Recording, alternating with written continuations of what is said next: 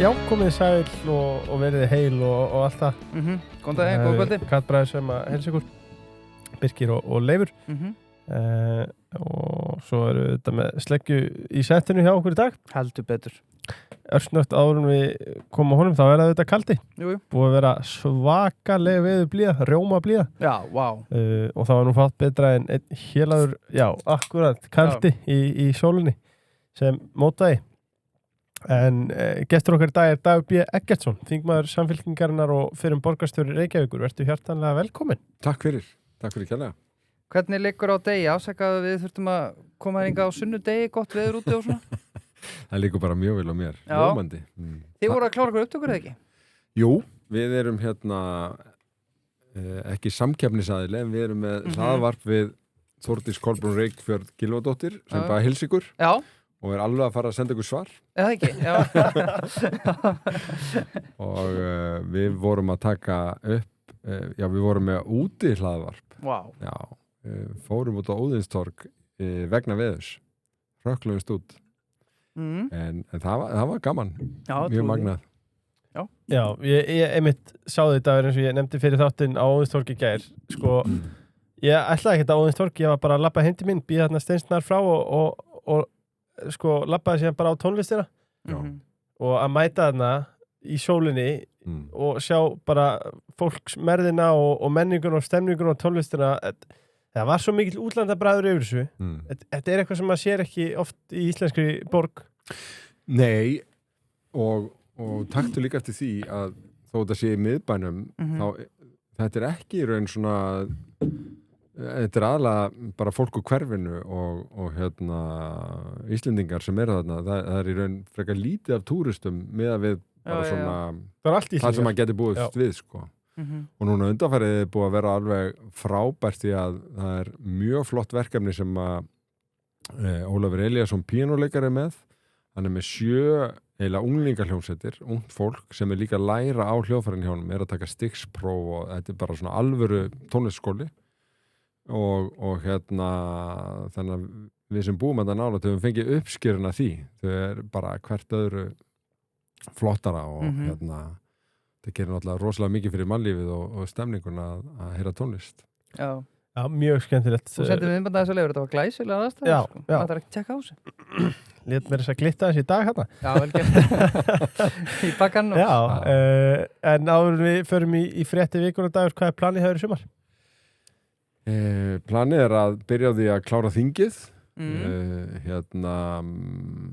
og það eru svona einhverju þinglokarsamningar í gangi þannig að það skýrist nú væntanlega bara næstu dögum hvort að það gangi ekki svona allavega betur enn í fyrra. Já, vonandi. Þá var áætlunin minni mig að klára 14. júní og það kláraðist 14. júlí. Já.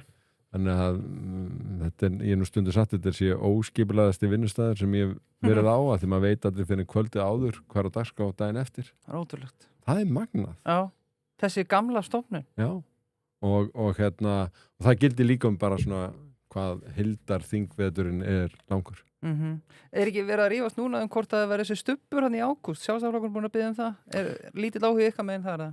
Já, ég held að sé flestum spurningum svarað varandi þau mál sem að liggja fyrir þannig að ég sé ekki hverju stubbur myndi bæta við. Nei. Við erum komin í fyrstu frétt og yfirskriftin er Logi sker hlaðvarpar úr snöru fjölmiðlanefndar. Já, takk Logi. Flest hlaðvarp í dag eru með einhverjum sjálfumglöðum hæri sinnuðum hælasokkum. Það múið samt benda þá staðarinda... Við erum allir hlaðvarpar í hælasokkum? Ég hafði ekki... Það er stór hættulegt að stofna hlaðvarp. Já. Endurinn í að sokkar sko. En það voru samt benda þá staðarinda tvisvarsinnum hefur verið tekið á RÚV á auglýsingamarkaði. Í bæði skiptin var þar að ferð vinstri ráðherra og sjálfstæðisflokkurinn ekki í ríkisstjórn. Og nú þetta og opnast nú gæsalappir. Vinna er hafin innan menningar og nýsköpunar og háskólaráðuneytisins að breyta lögum fjölmiðla. Ein helsta fyrirhugaða breytingin eru hlaðvörp sem verða ekki lengur skráningarskyld sem fjölmiðlar. Þannig verða hlaðvarparar hafa unnið stríði við fjölmiðlanefnd sem geisa hefur nokkur misseri. Já, Birkir, ef við ekki að byrja Já. bara að ríða vaða og hrósa loga má. Ég vil gera það. Varst þú búin að skrá ykkur sem fjölmiðl? Ég reyndar ekki. Nei. Ég bara, það fór svona kalt vatn milli skins og hörunds. Að, við erum reyndar til að nýfarna stað en þetta er eitt af því sem að við erum allavega ekki búin að gera. Nei. Já, ég vil bara hrósa loga sérstaklega fyrir þetta. Mér finnst það bara mjög vel gert hjá hann. Fá þetta, sko. Kannski ekki hlutlaus, en ég var mjög ánægð með þetta. Við erum búin að vera í smá stappið í fjölmiðlanefnd og komið með góðan lögfræðing í þetta fyrir okkur. Já, Dagur, ef ég spyr því bara persónulega, finnst þér að hlaður betta flokkat sem fjölmiðl? Nei, sko, sumstaðar eru hlaðvörp svona svolítið samsteipur, sko, og eins og maður sé bara í Bretlandi og víðar og kannski líkur það á einhverjum mörkum. En svona, þú veist, eins og þið eða svona flest íslensk hlaðvörp eru nú ekkert risadæmi held ég. Og ég er sko bara mjög jákvæður af því að þetta er svona talamál, þetta er svona lengra form, þetta er svona öðruvísi umfjöllun og upplýsingagjöf og þó ég sé almennt á móti hælasokkum það held ég að það sem við eigum velja við fjölmiðla náum við kannski ekki mjög vel yfir þetta. Já, svo ég takk ég það var þetta Þorkill Máni sem sagði að þetta væru hæri hlaðvarpari hælasokkum okkar allra besti. Já, sko önnur beitt ætti mögulega sko að leggja fjölmiðlanefnd niður í heild sinni? Nei, ekki sko fjölmiðlanefnd sem gegnumlýsir þú veist hvað er í gangi og svo framvegis og held ég hafi alveg hlutverki gegna, þú veist einhver svona óhlutdrægur aðili sem að er bara líka að miðla bara hvernig þetta umhverfi er að þróast.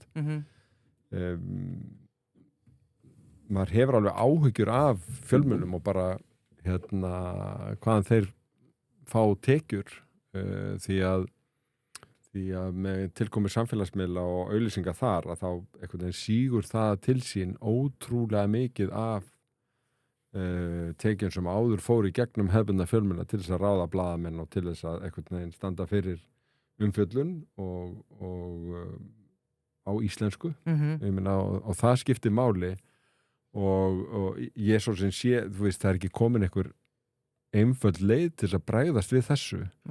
En það tengist sko líka bara umræðun hvort það er vera auglýsingar hjá RÚV og svo framvegis að ég vil þó svo sneiðir þið skorin út að það er alls ekkert gefið að aðrir íslenski fjölmiðlar myndu fá þær tekjur því að bara allir sem hafa skoðað einhvern veginn hvar fólk sækir efni sitt sjá að það er bara mjög breytt og auglýsingartekjurnar elta það. Já. Og því miður fara þær þar með bara mjög stórum hluta bara úr landi og nýtast ekki til að byggja upp íslenska fjölmiðla. Nei, það er rétt og sorglega staðarind sko. Þannig að við þurfum að laga þetta hlutvall ASAP. Önnur frétt lásum gott viðtalið með góðvinn þáttarins Má Wolfgang Mixa í vikuna sem hann var dósent við viðskiptafræðideild Háskóla Íslands og hann telur að vilji Íslands stjórnvöld ná verðbólgu niður þurfa að taka leiðinlegar ákvarðanir og til að mynda hækka skatta, stýrivextir nægi ekki einir og sér til að ná niður verðbólgu. Ertu sammála Má Mixa hana? Já, þetta er auðvitað svona bara grundvallar kenningi hagfræði að taka peningur umferð til þess að lækka verðbólgu. Við gleymum því svolítið að síðasta ríkisstjórn hækkaði fyrirtækjaskatta 1% tímabundið til 2 ára. Já. Og það féll niður síðustu áramót þannig að sko núverandi ríkisstjórn í raun lét skattana lækka. Og og matið var bara það að verðbólgan væri að þróast í skynsamlega átt en kannski að þetta var svona hægri stjórn með þáttöku Sjálfstæðisflokksins að þá var eiginlega ekki talað um þetta og einhvern veginn atvinnulífið talaði ekki einhvern veginn skattahækkana ríkisstjórn. Þetta hefur farið fram með manni? Já, og lækkunin líka fór framjá held ég bara öllum. Þannig að þú veist, þetta er einhvern veginn og kannski bara kristallaðist umræðan þannig í aðdraganda síðustu þingkosninga að flokkarnir voru býsna skýrir að þeir varu ekki á skattahækkana buxunum. Það var meðan hans rætt mjög mikið í stjórnarmyndina viðræðunum hjá núverandi ríkisstjórn. Þannig að ég held að það sé flest annað gert áður en að skatta verið hækkaðir til þess að bregðast við verðbólgu. Já, ok, frábært að heyra. Sko, ég nefndi á hann Stubb og það varst þú að vitna í að Sjálfstæðisflokkurinn vill halda áfram að tala Evrópusambandið, en það náttúrulega annað, þeir eru líka að tala að forsendur fyrir fjárlagafrumvarpinu séu brostnar út af ýmsum atriðum, tala að ef frá sem horfir að þá erum við ekki að fara að skila hallar sem fjárlagum 27. Er þetta eitthvað sem við ættum að skoða betur? Þetta verður auðvitað að skoða núna að því að þeir að tala með út frá svo getari fjármála áætlun sem gildir til næstu 5 ára og á að afgreiðast á morgun og þeir hafa bent á með réttu að breytingar í forsendum varandi hagvöxt og verðbólgu og atvinnulífs og slíkt geti breytt tölunum. Það sjáum við bara nokkur sinnum á ári þegar koma breyttar tölur að þá mætti hugsa sér að þessar áætlunir myndu alltaf breytast en fjármálaráðuneytið og við teljum þetta nægilega traustan grunn til þess að undirbúa næstu fjárlög sem verða þá lögð fram í september og þá er búið að huga að þessum breyttu forsendum áður en fjárlögur eru lögð fram en við teljum ekki þurfa að uppfara tölunar í þessari 5 ára áætlun. Við vitum að þær tölur breytast alltaf eitthvað og hún er alltaf endurskoðuð einu svona ári þessi 5 ára áætlun þannig að það voru framfærið þegar hún kom markmiðið er ennþá hallarlaus fjárlög en það þarf kannski svolítið svona meiri traustatök til þess að ná því og það er þá í fyrsta skipti núna í ótrúlega langan tíma því að það bara síðast hallarlaus fjárlög löngu áður en váfór á hausinn það er kannski 2 árum áður. Já, það er rétt. Þið verðið að ná þessi gegn sko, það verður rosalegt. Önnur frétt Jón Ásgeir var í góður hlaðvarpi á dögunum og hann ætlar að segja já, 29. ágúst það er ansi stórt. Er hann góður talsmaður Evrópusambandsins? Er hann ekki bara að tala svona út frá sér og svona sinni reynslu og viðskiptum?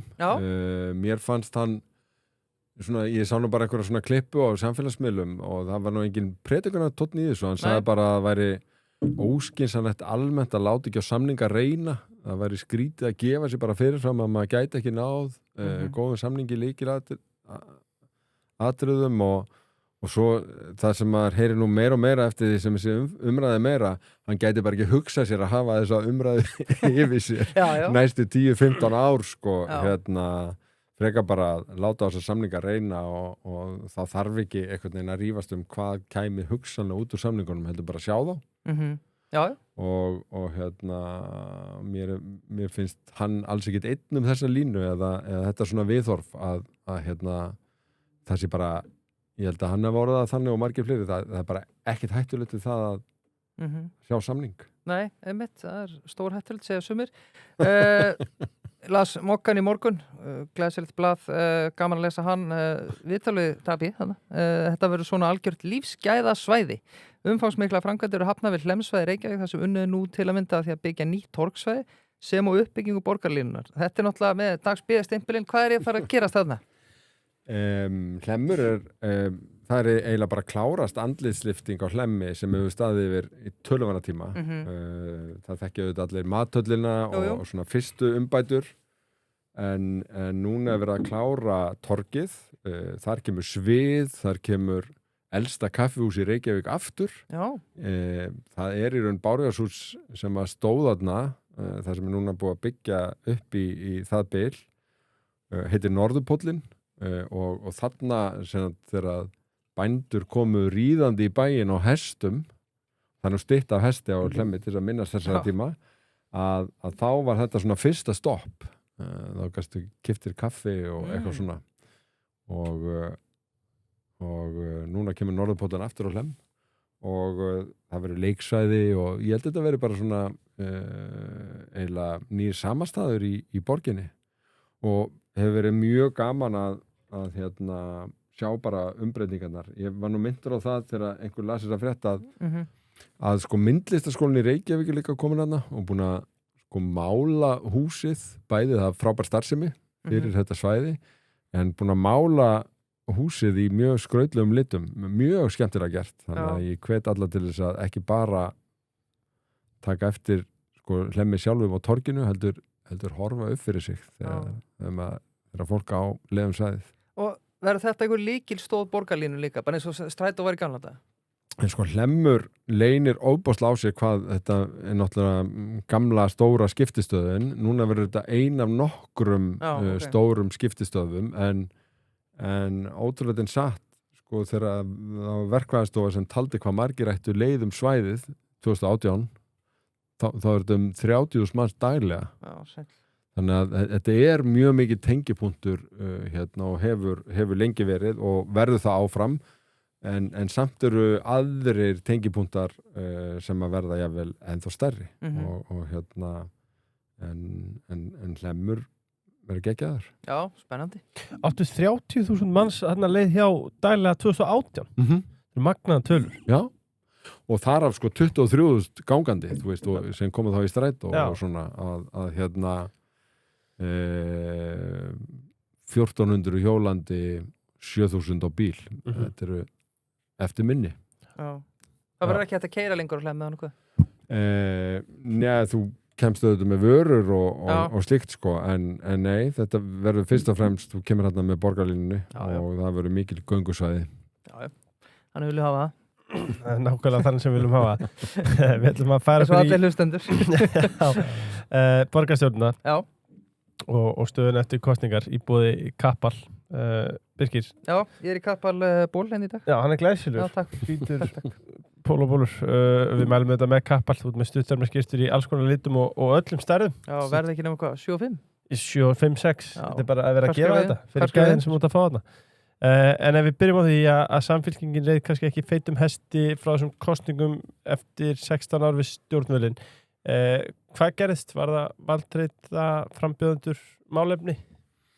Já, allavega gekk sjálfstæðarflokknum betur en stundum áður og mér fannst eins og að Pétur standa sig vel sem nýr oddviti og mér fannst það mjög flottur hópur. Mér fannst hérna málefnin traust. Það var svolítil umræða það hvort að samfylkingin hefði verið svolítið lengi að svona gera uppvissi, hvort að við ætlaði bara að stíga fram að stolti yfir einhvern veginn þróun borgarinnar og hérna eða leggja fyrst og fremst áherslu á framtíðina. Þetta er alltaf fyrst og fremst verið að kjósa framtíðina og kannski er eitthvað til í því. Já. En ég held að Pétur getur bara vel unnað við sko sinn hluti í þessari kosningabaráttu og samfylkingin heldur sínum 5 fulltrúum. Það dugði okkur til þess að komast í meirihluta síðast. Það dugði ekki núna.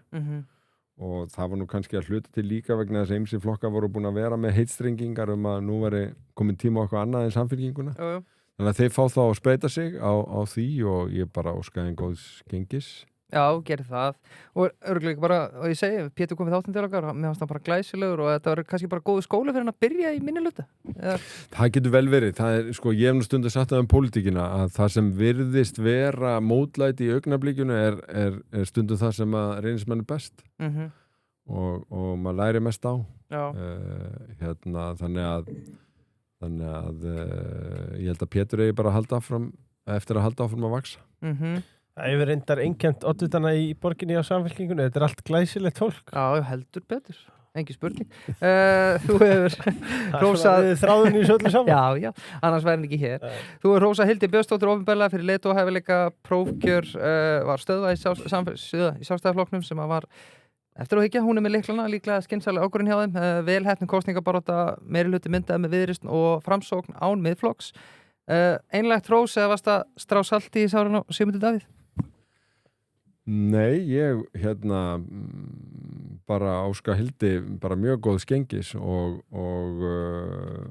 það skipti bara Ísland miklu máli að Reykjavík halda áfram að blómstra og ég tengi svona kannski miðflokkin við ákveðna uppeyju í ýmsu sem að hefur verið stemt að og unnið að undanfarin ár, þannig að ég hefði sett mikið meira spurningamerki við meirihlutin ef að með miðflokkin innanborðs eins og þau allavega töluðu. Mér skilst hins vegar á einhverjum fréttum að sko Hildur og miðflokkurinn hafi verið komin býstan langt í að semja og þá að miðflokkurinn hefði verið í raun tilbúin að fara inn á okkur svona meiri skynsamlega brautir en ég hef ekki verið við það borð þannig ég veit það ekki og allavega gerist eitthvað sem leiðir til þess að Miðflokkurinn verður ekki niðurstaðan og þó að meirihluta samningurinn sé ekki eins og ég hefði skrifað að þá held ég að skipti mjög miklu máli að svona þessi stóru hlutir eins og samgöngusáttmálin og svona einhver skynsamleg sýn á þróun borgarinnar verði ofan á. Sumt af því sem að þau eru að boða er ekki samkvæmt minni uppskrift en ég tek alveg eftir því að þau séðast vilja endurskoða samgöngusáttmálann samt án þess að verkefni tefjist og ég held að þessi seinni hluti skipti mjög miklu máli vegna þess að síðast var ákall endurskoðun, það tók alveg 2 ár. Við munum þegar samgöngusáttmálinn gerðir í fyrsta skipti að þá tók alveg 1,5 ár að koma nauðsynlegu frumvörpum í gegnum þingið þannig að það rosalega lítið að gerast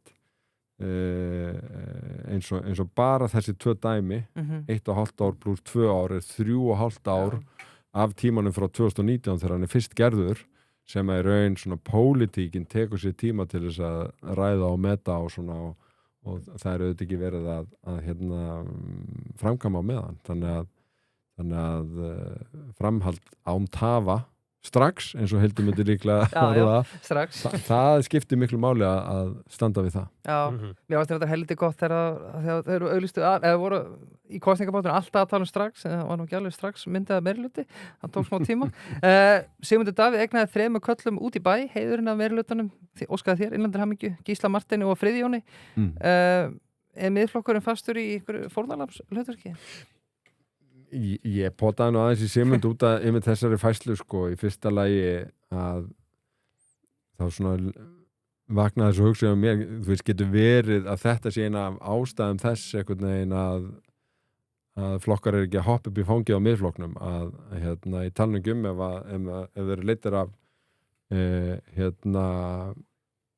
konum með mikla reynslu og fá bara einhvern veginn þær kveðjur að það séu bara einhverjir 3 kallar út í bæ sem hafa hvergi komið nála þessu máli sem hafi stýrt þessu eða í heiðurinn sko. Að ég held að þetta er svolítið svona gamaldags pæling og en alls ekki í fyrsta skipti hjá Sigmundi og það er þú veist, bara í populisma almennt það er dálítið verið að leita að fórnarlambshlutverkinu þú veist það er ekki fyrirbúið að senda út eitthvað skilaboð heldur að þá er sko bara farið að tala um það hvað allir séu vondir og reiðir og ósangjarnir og eitthvað svona. Já. Þannig að þetta er svona aðferð í pólitík sem ég er ekki viss um að ég sé hrifin af. Nei, ég skilji. Til að slúta þess að við fengum svo sem ekkert í neitt alveg drottningavittal þegar þú kom síðast, þá varstu náttúrulega bara í bullandi kosningabaratu og Obba var með þér sem er nú dómsmálaráðherra. Það er mikill stökkballar að koma hérna með mér sko. Já, ég veit, við treðum inn á þing. Ég ætla að spyrja, sko, heilt yfir þá náttúrulega, maður mætti alltaf mörg viðtölu og þetta eru orðin einhver ár síðan.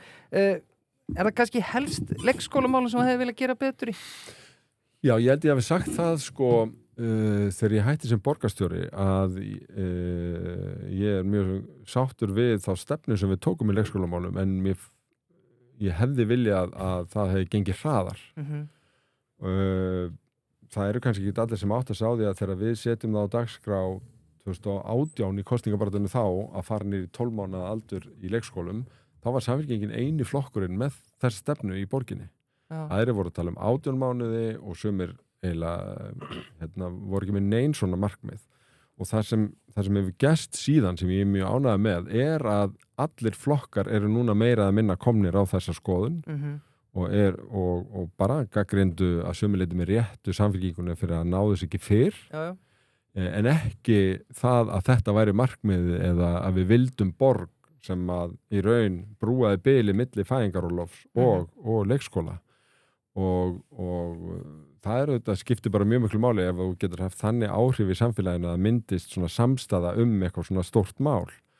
Hins vegar voru margir hlutir sem að komu upp á sama tíma með fólksfjölgun í Reykjavík, þar á meðal líka börn. Við gerðum heildarúttekt á öllu húsnæði í eigu borgarinnar sem að leikskóla, grunnskóla og frístunda og komið ljós að það var uppsafnaði viðhaldsvandi meðal annars frá árunum eftir hrun sem við réðumst í og þar með voru nokkrir leikskólar og hlutar af öðrum leikskólum úr leik og þannig að það gekk bara hægar að búa til þessi pláss og þó það sé til áætlunum þetta núna, ég held að ég hefi sagt einhver staðar sko fyrir þessa borgarstjórnarkosningar, ég held að það sé sama hvaða flokkur tæki við að þetta verkefni mun líklega klárast í kjörtíðanbilinu vegna þess að það eru bara það mikla framkvæmdir í farvatninu. Ok. Sko, eitt sem ég ætla að spyrja að slútum þessu eftir á hyggja, rosa auðveltar að vitur eftir á, við þekkjum það ágætlega. Voru að mistök hjá Kristrún að beita sér svona harkalega, því ég var að tala með dattið í huga því ég var að spura út í leikskólum og hún fór að gagnrýna þetta mín ástkæra bæjarstjóra en Ásdísu Kristjánsson með mitt frábæra kópavogsmódel. Voru það mistök eftir á hyggja að blanda sér í kosningabarátuna? Nei, ég held að það alls ekki verið mistök að blanda sér í hana einhverjum leið eins og hún hefði verið of áberandi og ég heyrði einhverja slíka raddir, þú veist, bara landið en það eru auðvitað alltaf álita mál. Hún vinsæll stjórnmálamaður, hún mjög sterkur og það var kannski fyrst og fremst andstæðingarnir sem að sáu þarna einhvern höggstað hvort það hafi virkað þannig á fólk. Ég hef ekki séð neinn gögn það sko. Þetta var bara svona hann segir, hún segir það. Já, það er rétt. Klokk. Já, sko, að þú talar leikskólamálum Birkir, þá kannski hávarasta gagnrýnin hefur annars vegar snúið að grunnþjónustunni sem að hefur þá verið talin verri í Reykjavík en í nákvæmlega sveitafélögum, leikskólar, snjómokstur og viðald. Það sanngjörn gagnrýni eða ósangjörn? Hún ekki að fyllilega sanngjörn varðandi þennan grunnrækstu vegna þess að hann nú meira að minna til fyrirmyndar í borginni. Og það eiginlega sama hvar litið á. Þegar koma rosalega miklir og snjóþengir vetur að þá tekur það í hjá öllum sveitafélögum en umræðan snýst fyrst og fremst Reykjavík og sveitafélögum og höfuðborgarsvæðinu fór í það verkefni sameiginlega að breyta sorphirðinu, auka flokkun. Það í kennslubókum breytingarstjórnun eitt flóknasta verkefni sem að þú getur farið í þegar þú ert að stjórna borg og þú veist það eru svona case studies í Harvard bara hvað ótrúlega margt getur klikkað í því en það lukkaðist bara ótrúlega vel og flokkun bara jókst alveg gríðarlega og losun gróðurhúsalofttegunda minnkaði mjög mikið fyrir vikið þannig ég held að sko þjónustan sé góð viðhaldsmálin eru meira í umfjöllun í Reykjavík heldur en annars staðar. Staðreyndin svo að ég held að sé ekki einasta ráðuneyti einu sinni sem hafi ekki þurft að fara í gegnum einhverja svona yfirhalningu vegna raka og hugsanlegar myglu og þá við húsnæði bara land allt. Borgin hefur eins og að verið mikið í umræðinni og ég kann ekki eiginlega alveg að skýra það. Kannski vegna þess að við gerðum þessa heildstæðu úttekt og bara gerðum hana opinbera. Þannig að allir geti séð og erum með verkferla þar sem að bara það fyrsta sem gert að kynna starfsfólki og foreldrum, niðurstöður og svo framvegis og bara á sínu tíma. En ég held að það sé fyrirmyndaverklag frekar en hitt og ég hugsa að borgin verði langt á undan öðrum í mark í þessu þó þetta sé gríðarlega stort verkefni og við vitum að það kostar 10 milljarða. Og tekur rosalega á meðan á því stendur. Já. Hvernig líst þér á útspili á Hildi að láta Ara Edvald vera stjórnarformann Orkuveitunar og hefur áhyggjur að þessi að fara að selja frá svona einhverju einingar? Já, reynslan verður bara að dæma það hvernig hann stendur sig þarna. Ég held að þetta sé svolítið klókt gagnvart miðflokknum og honum og þetta valdar hann svolítið. Held ég. Orkuveitan gríðarlega stórt og mikilvægt fyrirtæki. Við tókum auðvitað við Orkuveitinni algjörlega í þroti. Það stemdi greiðsluþrot innan 3 ára ef ekki til það aðgert og gerðum svokallega plan sem var 5 ára í raun neyðaráætlun til þess að loka 50 milljarða gati og það stóðst og gott betur þannig að þau eru að taka við gríðarlega góðu búi við sjáum það líka við skoðum samkeppnishæfni bara höfuðborgarsvæðisins og Íslands þar með til dæmis í net- og ljósleiðaramálum þá tilkoma ljósleiðarans var náttúrulega bara algjör bylting og eitthvað sem við gleymum að þetta virkar en bæðið og horfir á bara gæði tenginga og verðið að þá bara mjög fáa borgir sem að standast okkur snúning og auðvitað hefur maður áhyggjur af því að eitthvað sé selt sem leiðir til hefðbundinnar íslenskra fákeppni. Sko einn helsti veikleiki Íslands fákeppni. Fáir sem eiga mikið og eru ekki í eins snarpri samkeppni meðal annars verð og þjónustu við neytendur eins og gæti verið best og bara öll heimili en líka öll fyrirtæki eru bara háð því að vera með góðan netaðgang og ódýran þannig að þetta stóri almannahagsmunir og alls ekki sama hvað gert þarna. Nei, klart.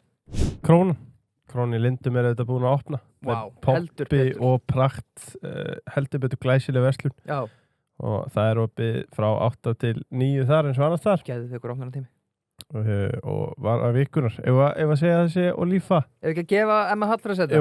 Jú, Ólífa olíurnar þær eru hrikalega góðar og góðar í grilli það einhver grillhlökkun í loftinu Svo eitt sjátt sem ég ætla að gefa Já. Það komið hérna kjúklingastæður inn í Krónuna sem helviti geð Krónan seig Ásta og Guðrún, þau veit alveg hvað að gera sko. og svo Íslandsöðir fagmenn í eigna styrku fram í fingur góma heldur betur það fáir betri þar og þeir eru þetta með sparnaða markmið ef þú vilt setja það, þá gerur það með Íslandsöðum getur stofnað vörslureikning keypt í sjóðum eða stofnað áskrift og ef þú ert í reglum sparnaði þá ert ekki að greiða neina þóknum Íslandsöður þannig að það heldur betur gott mót sem að þeir eru að gera Orka náttúrunar stærsta jarðhita ráðstefna landsins henni lauk á dögunum þar áttu og auðvitað gott samtal við samstagsfélagi sína og sérfræðinga og annað fagfólki í bransanum og ég fekk það úr Instakoppi að sko, þeir telja gríðarleg tækifæri til að efla alþjóðleg tengl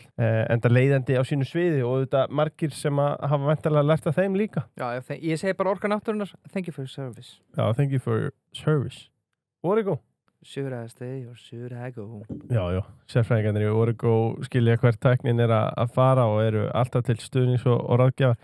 Origo vinnur með fyrirtækjum og stofnum til að hagnýta upplýsingatækni og opna á ný tækifæri sem að skapa síðan velgengni til langs tíma. En fyrst og fremst, should I stay or should I go? Origo. Bauhaus, það nýr opnunartími. Virka daga milli 8 og 7 og síðan laugardaga milli 10 og 6 og sunnudaga milli 10 og 6 og Drive-in Timbursala, hún ekki opnað sundum hún opnað sundum?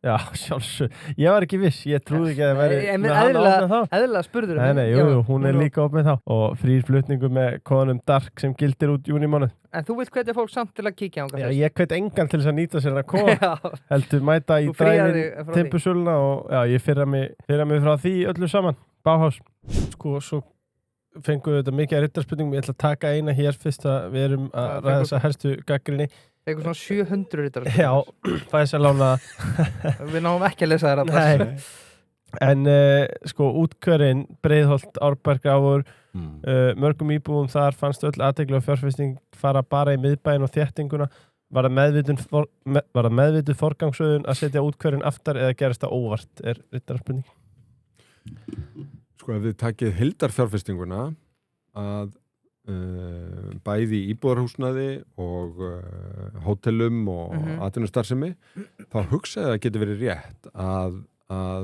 það sé meiri fjárfesting miðsvæðis út af bara þéttingarstefnunni, út af því hvað sko vísindaþorpið í Vatnsmýri og slíkt byggðist upp á miklum krafti en athugið það að þetta meira að minna fjárfesting einkaaðila. Ef þið skoðið fjárfestingu borgarinnar sjálfrar að þá myndið þið sjá að stærstu fjárfestingaverkefnin, til dæmis ef við tökum bara íþróttamálin sko 2-falt handbolta- og körfuboltahús í Grafarvogi 5-leikahús í Grafarvogi í Breiðholti þar erum við frjálsjóttavöll knatthús og tvöfalt handbolta og körfuboltahús. Í Úlfarsárdal er tvöfalt handbolta og körfuboltahús, nýr völlu fyrir Fram, stúka og sundlaug. Frábæra aðstæða. Já, og þannig að sko strategía borgarinnar var að þessi útkverfi sætu alls ekki eftir heldur þvert á móti. Þá var það bara mín reynsla alveg upp í Árbænum að þau gerðu það þá. Við unglingarnir í Árbænum, við fórum sjálf upp á Akranes og sóttum fyrsta sementspokan í íþróttahúsið í hverfinu vegna þess að það var ekki komið 20 árum eftir að hverfið byggðist. Hlupum með á kassabíl í bæinn og söfnuðum áheitum sem við afhentum Davíð Oddsson sinni sem þá var borgarstjóri til þess að hæðast að fólki sko að hafi ekki geta skrapa saman fyrir íþróttahúsi fyrir Árbæinn. Þannig að það var mér mjög mikið metnaðarmál að bæta aðstöðuna í útkverfunum og það var gert. Hins vegar var rosalega mikil umræða að það væri ekki þannig. En þú veist bara á öllum íbúafundunum svona sem ég hélt þeim að vera að fara í gegnum þessu verkefni að þá var þetta verkefni sem að hverfin voru mjög ánægð með og fannst mjög mikilvæg og voru gríðarlega sátt við. Fólk vildi gjarnan fá þetta ennþá hraðar en þetta enga síður eitt af því sem ég bara mjög stoltur yfir öll þessi uppbygging í útkverfunum og í raun gætu hverfin miðsvæðis snúið þessari gagnrýni alveg á hvolf og sagt, heyrðu, þessi útkverfi voru í algjörum forgangi þegar að koma fjárfestingum borgarinnar en við máttum búa við það að hér var sko verið að byggja húsnæði og byggja hótel og alls konar ónæða því sem voru fjárfestingar einkaaðila. En auðvitað eru fullt af sameiginlegum fjárfestingum eins og Harpa og slíkt sem líka en ég held að sko þetta var hluta einhverju umræðu sem gekk svolítið út á að stía borgarbúum í sundur og búið til svona einhvern rík á milli austurborgarinnar og vesturborgarinnar og ég held að þegar bara hlutinir séu skoðaðir að þá vorum við að hlúa að meira að minna öllum hverfum og ekki síður útkverfunum heldur en öðrum. Já, það er það. Úr ráðhúsinu á Þing, þú varst auðvitað kóngurinn í borginni í 12 ár. Og ég ekki búin að tala um þessu mál svo lengi, ég honum rið. Með framkvæmdavald og borgarkerfi á bakviðin úr 1 af 63, hvernig svo breytinga fara með þig? Já. Bara vel. Ég fann það sterkt bæði, var ég stoltur yfir því sem að hvernig borgin hafði þróast og mjög ánægð með þann viðskilnað allan, þannig ég kvaddi borgina sáttur, en mér fannst líka svolítið tímabært að skipta ég var búin að vera borgarstjóri í 10 ár, ég var búin að vera í meirihluta í næstu í 15 ár og þannig að sú umbreyting það var eiginlega meira spurning hvort ég ætla að halda áfram í pólitík eða ekki og það taka sæti á Alþingi hefur mér bara fundist bara mjög áhugavert og skemmtilegt og að ýmsu leyti koma á óvart. Eitt sem ég langar að spyrja það, því að það er nú ekki langt á milli þessara vinnustæða. Hvort og talar þetta aðeins í byrjun þáttar, munurinn fyrir bara unga hlustanda sem að hlusta á hana þátt að starfa á Alþingi versus í borgarstjórn. Er þetta mikill munur á þessum tveimur stöðum? Allavega ef spurningin þú veist hverju munurinn að vera borgarstjóri eða vera á Alþingi að þá ertu sko náttúrulega bara svolítið með spjótin áður og í eldlínunni að gera hluti á hverju einasta degi sem borgarstjóri og í hverju einustu viku að þá eru borgarráðsfundir sem eru hlaðnir af ákvörðunum sem verið að taka. Þetta geta verið 50 til 80 mál á hverjum einasta fundi. Þannig að það verður svona vikutaktur í þessu, svo eru borgarstjórnarfundirnir sjálfur, kannski minni áhersla á svona bara eitthvað að tala, að halda einhverja ræður í borginni heldur en á Alþingi því að þeir eru bara á 2 vikna fresti borgarstjórnarfundirnir sjálfur. Já. Þannig að sko borgarráðið er svona púlsinn í vinnunni og það er svona vikulegu taktur. Á Alþingi koma málin inn mörg að hausti en svona það dreifist yfir veturinn og takturinn þar þingvetur heill vetur, þau koma inn þau eru send út til umsagnar þú færð gesti fyrir nefndirnar og vinnur úr þessu og svo eins og núna þegar þingvetur að klárast verið að reyna að klára sem flest mál þannig að allt annar taktur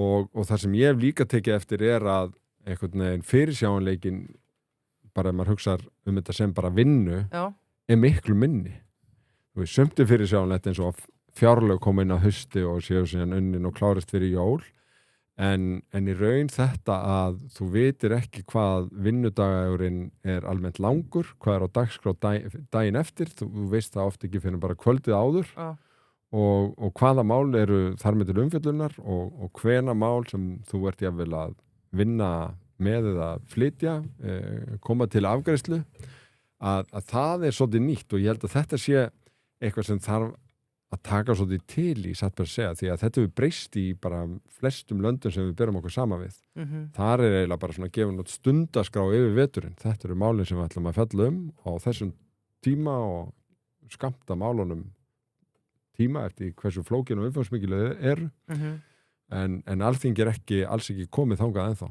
og þess vegna hvorki vita hvenær þingvetri líkur hvaða málun á að klárast hvað þau fá mikinn tíma það bara hægt að ráða því með því að bara tala mjög mikið í málunum og þá einhver önnur mál sem komast ekki að í staðinn og kannski getur það verið eitthvað svona eitraður kokteil sko. Já, við höfum talað þetta Bjarni og nokkur sem komum til okkar Þetta engum skilningi fullkomið kerfi Nei, alls ekki held ég og það sem ég ætlaði að segja og Bjarni og nokkur sem komum til okkar talaði að ef að þú ættir að skoða Alþingi bara sem ef þú ætlar að engavæða Alþingi og fara að skoða bara reksturinn á því og við erum ofta meta kostnað, hvað við erum að tapa miklum kostnað út í samfélaginu, hvað fólk fast lengi í umferð og horfur þess að 63 vera góla eitthvað, sko, þú búin að horfa dálítið á málþóf upp á síkasti til dæmis þú veist, hugsaður ekki, tíma okkar getur verið betur varið í eitthvað annað en þetta Jú, stundum eru jafnvel langar umræður gagnlegar, þú veist, ég hef alveg upplifað það líka og fólk að koma með góða spurningar sem þá þetta að vinna með og leiða jafnvel til einhverja breytinga en stundum þetta bara til þess að í raun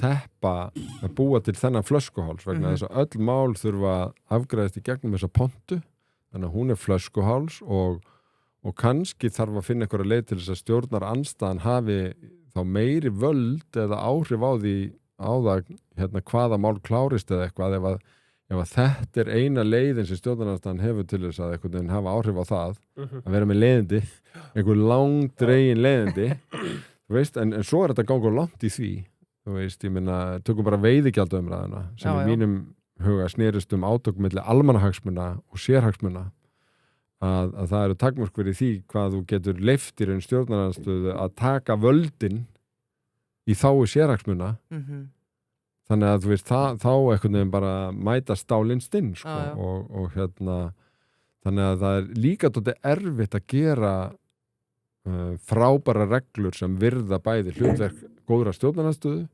og færa þeim völd til þess að gæta einhverja hagsmuna sem maður vill ekki að drottni. En þá spyr ég kannski bara þegar við erum að fara yfir til Brussel í Evrópusambandi umræðan Evrópusambandið hinga til á Alþingi þú veist, það búið ákveð að fara í þessa atkvæðagreiðslu eins og þú segir, einhverju spurningum ósvarað þú veist Já, sko, við meðferð þingsins, þannig að maður gerir ekki lítið úr því að þá komu meðal annars upp ábendingar varðandi orðalag spurningarinnar. Það voru einhverja vangaveltu hvort að þetta væri góð dagsetning til þess að kjósa. Það eru og hver svona megin samningsmarkmið ríkisstjórnarinnar ef til viðræðna kæmi væru. Þessu var öllu svarað, sumum var breytt eins og orðalagi spurningarinnar, annað var staðfest eins og tímasetning dagsetningarinnar og inn í nefndaráliti komu samningsmarkmið þannig að þarna má segja að þingi hafi verið að vinna sína vinnu og ræðuflutningunum var ekkert óhóflegur þó hann tæki tíma og þannig að mér fannst þetta bara að sleppa til og þingi bara standa sig vel en í sömu öðru síður Eitt sem ég langar að spyrja út í Morgunblaðið það var einmitt að lesa okkar í morgun og það var engin grein eftir þig þarna getur þú bara útskipt fyrir hlustendum hvað gerist þarna? Þú hefur verið duglegur að rita í mokkanum Já, sko, þingflokkarnir eru með svona dálka á meðopninni sem að þingmenn skrifa í og ég var dálkahöfundur Samfylkingarinnar en mér var svona tilkynnt í vor að þar yrði nú breyting á Já, og það hefði verið tekin ákvörðun að skipta út dálkahöfundum. Ég veit ekki alveg hvort þetta við giltum aðra flokkan allavega mig. Var eitthvað Þannig að ég bara þakkaði fyrir mig. Já, var ekki skýring gefin? Nei, kannski óþæri. Eitt annað hópur félagsmanna Samfylkingar mótmælir brottfarastöðu ríkisstjórnarinnar. Þetta er búið mikið hittamál innan þíns flokks. Lagasetningunni mótmælt harðlega og krafist þess að framkvæmdin verði stöðvuð. Þau segja að krappa hægri beygju stefnu flokksins ekki hafi verið rædd á vettvangi hans og hún segja þeirra mati í andstöðu megin stefnu hans og grundvalla sjónamið. Styður þú þetta frumvarp og skilur þessar raddir? Ég studdi frumvarpið en ég skil líka vissu leyti þessar raddir. Okay. Ég held að það sem hafi einkennt útlendingamálin því miður er að það bara skortir traust á framkvæmdinni. Það hefur líka verið í raun umræða umræðuna og bara einhvern veginn orðfærið og annað slíkt og það sem og ég varaði mig til dæmis ekki á því að þessi afgreiðsla Alþingis að því mér fannst frumvarpið taka jákvæðum breytingum í meðferðum þingsins að það naut ekki trausts út í samfélaginu meðal annars ekki hjá hluta samfylkingafólks og það er örugglega alveg rétt í þeim að við hefðum átt að gæta þess og að eiga bara í meira og betra samtali meðal annars innan flokksins hvaða breytinga væri verið að gera og hvernig það verið hugsað. Þannig verið að kalla eftir mannúð og þær breytingar sem urðu í meðferðum þingsins sýnist mér hafa allar verið í þá átt. Getur útskipta hvað snýst þetta? Þetta snýst það að í ákveðnum tilvikum þar sem er orðin niðurstaða að einhver fái ekki hæli á Íslandi að þá er ekki samvinna milli viðkomandi og yfirvalda brottflutning og þá hefur verið núna í lögum allavega síðustu árin að það megi beita gæsluvarðhaldi sem þýðir að í ákveðnum tilvikum hefur fólk verið í fangelsi bara upp á Hólmsheiði sem býður brottflutnings og í þeim tilvikum sem að viðkomandi hefur verið með börn hafa þau verið sett í fóstur. Ég held að allir séu saman að þetta sé ekki eins og við viljum hafa það. Þarna var í þessum lögum verið að búið til brottfararmiðstöð til að nota í þessum tilvikum og það sem var gagnrýnt var meðal annars það en sumir eru bara alfarið á móti því að sé brottfararmiðstöð. Það var líka verið að gagnrýna það að í þeim tilvikum sem væru börn að þá væri óhugsandi að þau væru vistuð í svona úrræði. Þannig að niðurstaðan var að það yrðu útbúnar íbúðir sem gætu verið fyrir þá foreldra með börn og eina breytingun sem var gerð var að tryggja útisvæði og leiksvæði og svo framvegis þannig að þetta væri svona einhvern máta ásættanlegt og setja tímamörk 3 daga og svo framvegis. En fólki finnst alls ekki skýrt að áður en svona úrræði yrði notað að þá væri allra annara leiða nota til þess að leysa úr þessum tilvikum.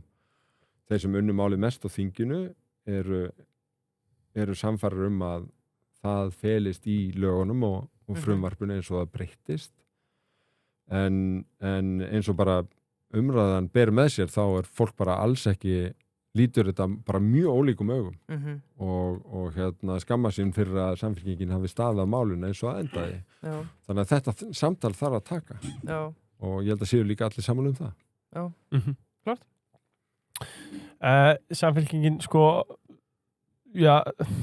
förum bara beint í þetta. Það hefur aðeins anda köldu milli þín og Kristrúnar. Hún kallaði þig aukaleikara fyrir kosningarnar 2024 og myndi kjósendur á að það var einfalt að strika nafnið þitt út sem nógu margir gerðu til þess að þú fjálst niður sæti aukaleikari varaskifa, algjör varaskifa. Hvernig er það fyrir mann sem er búin að vera í forsvari í borginni í 12 ár fyrir í Samfylkinguna að láta formannin sinn tala svona opinberlega sig? Já, ég held ég hef nú satt á sínum tíma, mér brá nú daldið en ákvað bara að taka þessu af æðruleysi og láta þetta ekki hafa negin áhrif á samskipti mín við Kristrúnu. Nei. Er bara auðvelt að gera það? Það getur verið misauðvelt Já. en mér fannst hún ærleg þegar hún sagði sjá eftir þessu og bæði með afsökunar á því og ég held að það sé nú einn af mínu kostum að ég á auðvelt með að skilja hluti við mig og eitt af því sem ég hef gert bara eiginlega ekki neitt af í gegnum minn feril er að brenna brýr og því að það er alveg merkilegt að sko getur alltaf lent í því að koma að einhverju aftur og þá kannski yðrast þess að hafa brent einhverja brúmi látum sko. Já. Sko það hefur eitthvað verið talað um þetta opnast gæsalpi núna leppstríð milli ykkar Kristrúnar. Hvað þýðir það? Sem sagt Við törnandi tveir.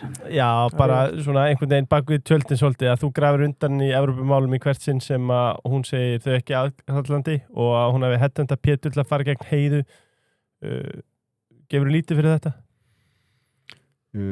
Já, ég verið tekið mikið þátt í Evrópumræðinni og það er af ýmsum ástæðum en þær eru í raun pólitískar og Samfylkingin hefur auðvitað verið Evrópuflokkur og við erum að því leyti í annarri aðstöðu að ég er þingmaður og hún er forsætisráðherra að halda saman ríkisstjórn en ég veit ekki annað en að Kristrún sé bara ánað með að ég og fleiri tölum skýrt fyrir Evrópumálunum og einhvern veginn reynum að miðla lykil upplýsingum þessi Evrópumál til almennings. Ég meina þetta snýst bara hvað þú borgar í vexti af húsnæðislánuðinu, þetta snýst bara hvað kjör fyrirtækjum bjóðast, þetta snýst svo marga svona konkrétt hluti sem þarf að ræða og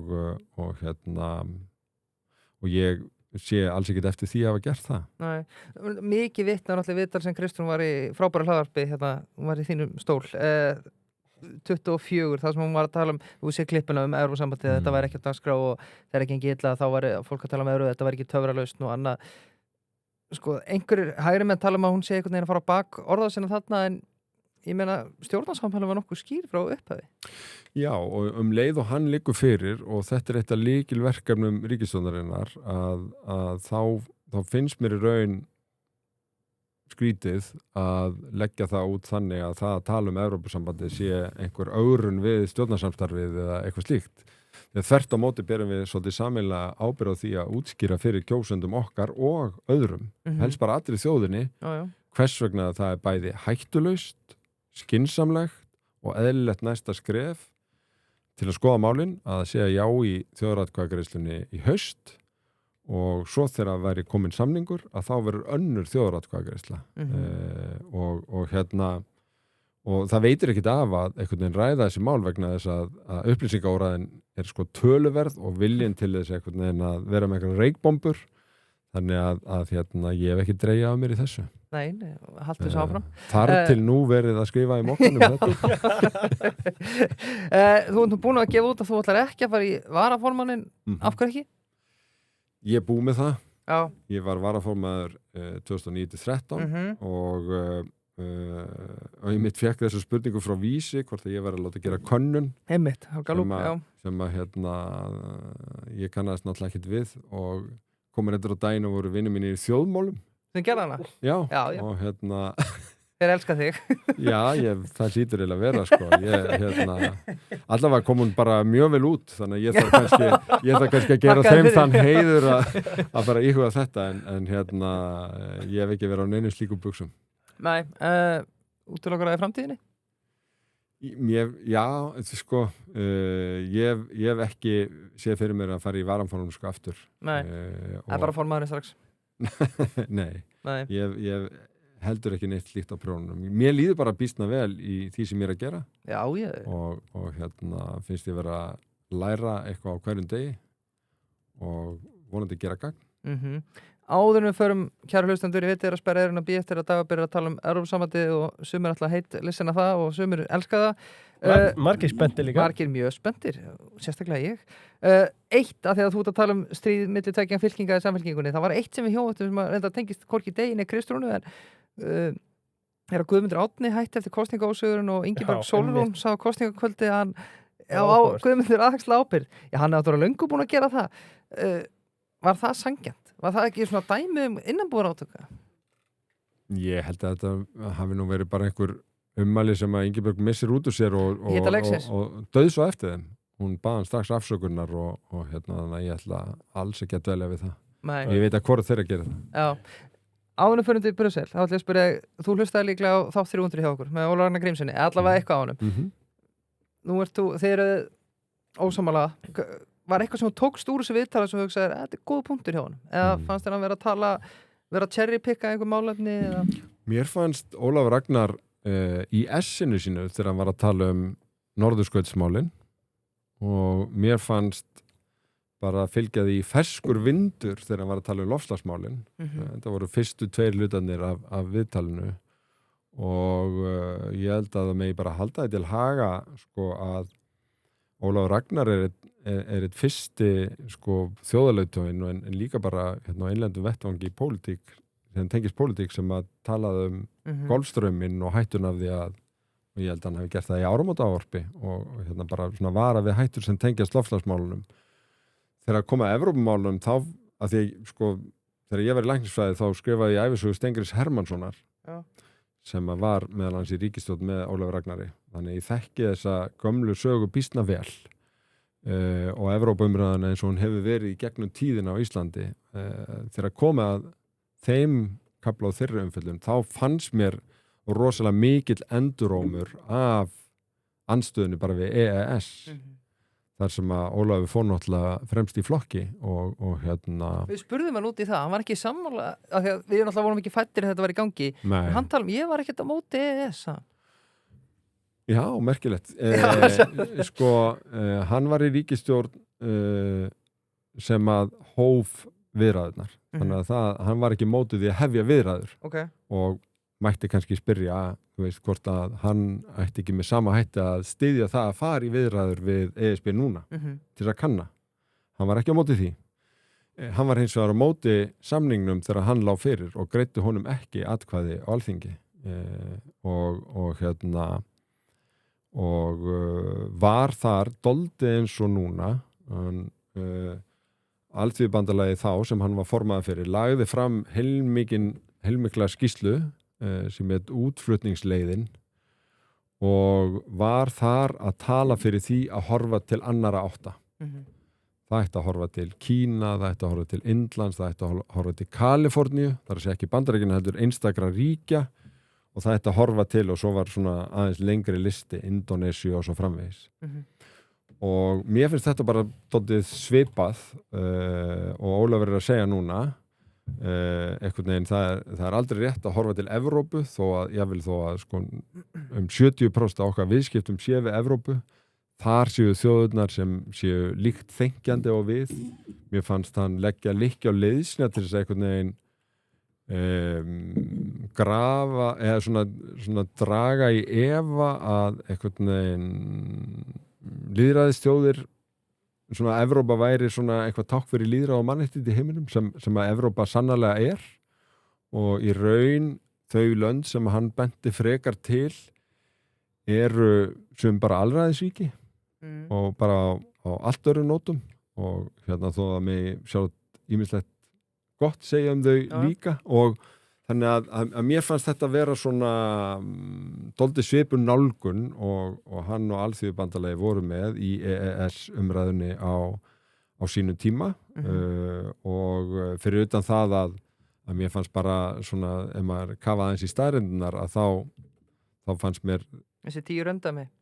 Já, þú veist, hann talaði sérstaklega sko Pólland og Tékkland og það hefur rétt að Pólland hefur náð árangri í hagvexti en Tékkland er bara miðjan hóp. Ef við tökum bara frá aldamótum og til 25 og þau lönd í Evrópu sem að hafa verið að vaksa mest eins og Írland og Litáen og Malta. Ég meina, þetta eru evruríki og hérna þannig að mér fannst bara ekki alveg passa en ég tók eftir að bara margir einhvern veginn tóku þetta dálítið upp og dálítið hrátt upp og þannig að ég var ánægður með ykkur að fá Þorstein Pálsson til þess að fara yfir þetta og þú veist, ég ætla ekki að mér finnst frábært að Ólafur Ragnar taki þátt í umræðinni og hérna er bara ánægður með það en kannski bara mikilvægt að hafa í huga að það var gríðaleg andstaða við EES-samningin bæðin á þingi og í samfélaginu og ég hugsa að hann hefði fallið í þjóðaratkvæðagreiðslu. Ok.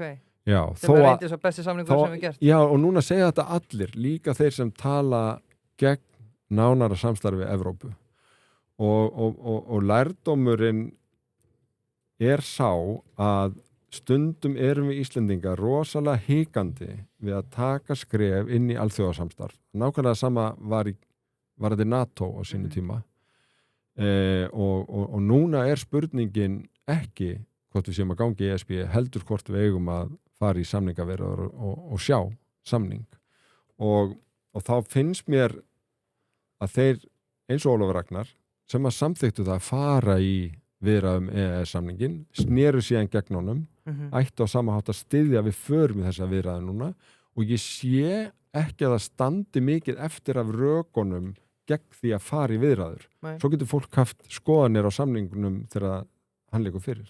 Heiti, hvað er álagningaseðill? Það er bara frábær spurning. Þetta er yfirleitt frá skattinum sem sýnir niðurstöðu skattframtalsins. En okkur að segja með þetta? Já, bara að þar kemur fram hvort þú átt vona á endurgreiðslu eða hvort þú þurfir að greiða meira.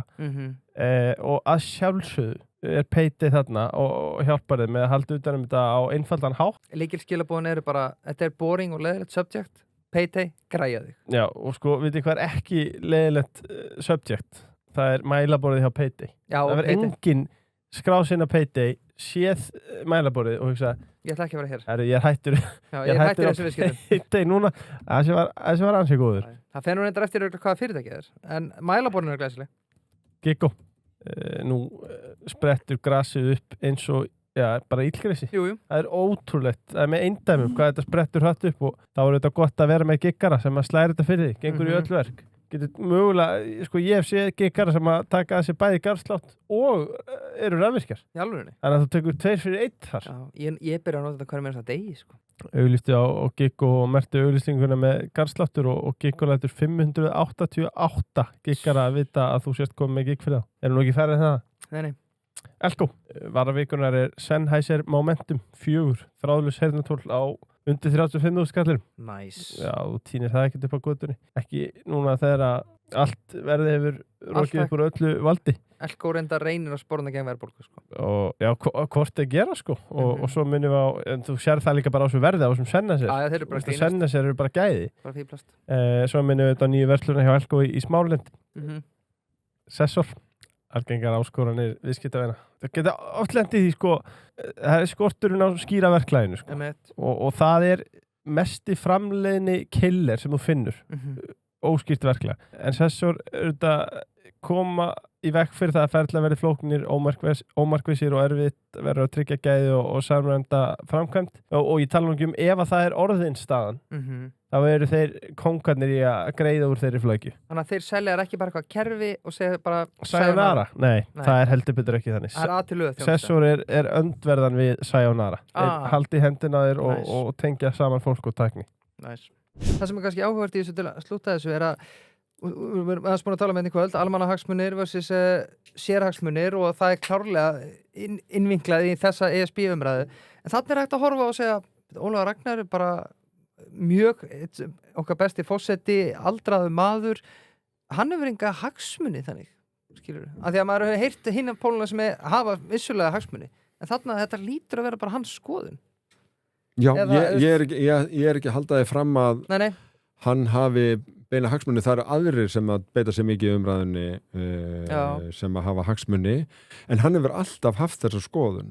Hann hefur ekki litið til Evrópu sem okkar svona náttúrulega bandamanns, eins og kannski meginþorri þjóðarinnar núna styður EES-samningin og hefur viljað horfa meira til Kína, til Indlands, til annarra átta og ég ekki að gera lítið úr því en við verðum að samt átt okkur á því hver gildin okkar eru, hverjir standa okkur næst eins og Norðurlöndin og sko mín sýn að ekki bara Ísland, þetta líka Noregur verði hluti af Evrópusambandinu og við vinnum eins þétt með Norðurlöndum og Eystrasaltsríkjunum innan Evrópu eins og við vinnum með þeim og ég þekki vel innan NATO og að þá skapist bara mjög mikil tækifæri sérstaklega fyrir atvinnulífið en auðvitað líka fyrir fólk eins og það þekkir bara gegnum EES-samningin það hefur náttúrulega gjörbreytt mjög mörgu og tækifærum á Íslandi en nákvæmlega sömu raddir og höfðu allt á hotnum sér varðandi EES-samningin eru núna að reyna, finnst mér, að hræða fólk frá því að þessar viðræður fara af stað. Við leigurum að rífast það fyrir þátt að þú mættir hvort þetta væri hægra eða vinstramál og það er erfitt. Í Noregi eru hægri flokkarnir að berjast fyrir þessu. Við sjáum það hérna allavega á Íslandi með umræðan sem ég séð að svona öfga vinstri, ef maður kalla það, mikið á móti Evrópusambandinu. Er þetta eitthvað kratamál eða ertu búin að ná að pinpointa það? Er þetta erfitt? Nei, sko, Sjálfstæðisflokkurinn hefur lengi verið eini hægri flokkurinn í Evrópu fyrir utan breska íhaldsflokkin sem ekki Evrópusinnaður. Hálfur breski íhaldsflokkurinn var á móti Evrópusambandinu og hinn helmingurinn með. Allir aðrir hægri flokkar eru Evrópusinnaðir nema svona öfga hægri flokkar. Þú veist, Orbán og svo framvegis. Sko á vinstri kantinum að þá ákveðin tilhneiging þarna líka, þó að þannig að sko stóru krataflokkanir í Evrópu, ég meina þetta var oft, það var ekki ein rödd sem talaði innan þeirra varðandi inngöngu þeirra landa en svona hinn svona breiða miðja í Evrópu hefur stutt þetta. Það reyndar mjög algengt að þegar að vera að taka stórar ákvarðanir eins og að ganga inn eða greiða atkvæði evruna og í þeim tilvíkum sem það hefur gert að þá hefur þetta verið mjög jaft. Já. Og til dæmis í Svíþjóð sumir segja að eini dagurinn sem að jásina voru meirihluta var dagurinn sem að atkvæðagreiðslan fór fram.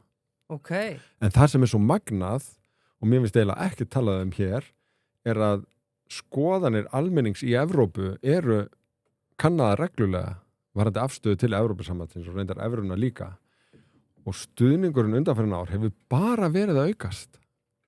Ekki allt í fokki að brenna? Nei, það eru viðfangsefni út allt að sjálfsögðu en stuðningurinn við Evrópusamvinnuna, við Evrópusambandið hann er ekki 50-50 eins og það var kannski þegar löndin gengu inn stuðningurinn í Svíþjóð til dæmis að hækka upp í 69%. Víða er þetta yfir 70%. Og svo eru einhverjir besserwisserar á Íslandi sem að einhvern veginn tala Evrópu og Evrópusambandið sem brennandi hús. Og þú veist, já, þú veist, þetta bara eitthvað sem þarf að ræða og mér finnst frábært að þessi umræða sé í gangi vegna þess að umræða leiðir til þess að fólk fær upplýsingar og nota síðan bara eigin dómgreind til þess að leggja mat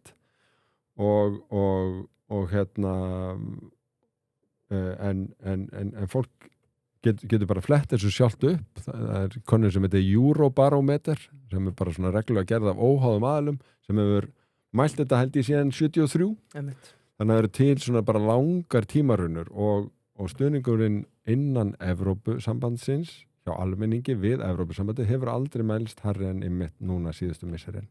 Vegna þess að fólk finnur í breyttum heimi að það skiptir máli að eiga sameinaða rödd og afl til þess að hvert og eitt land standi ekki eitt.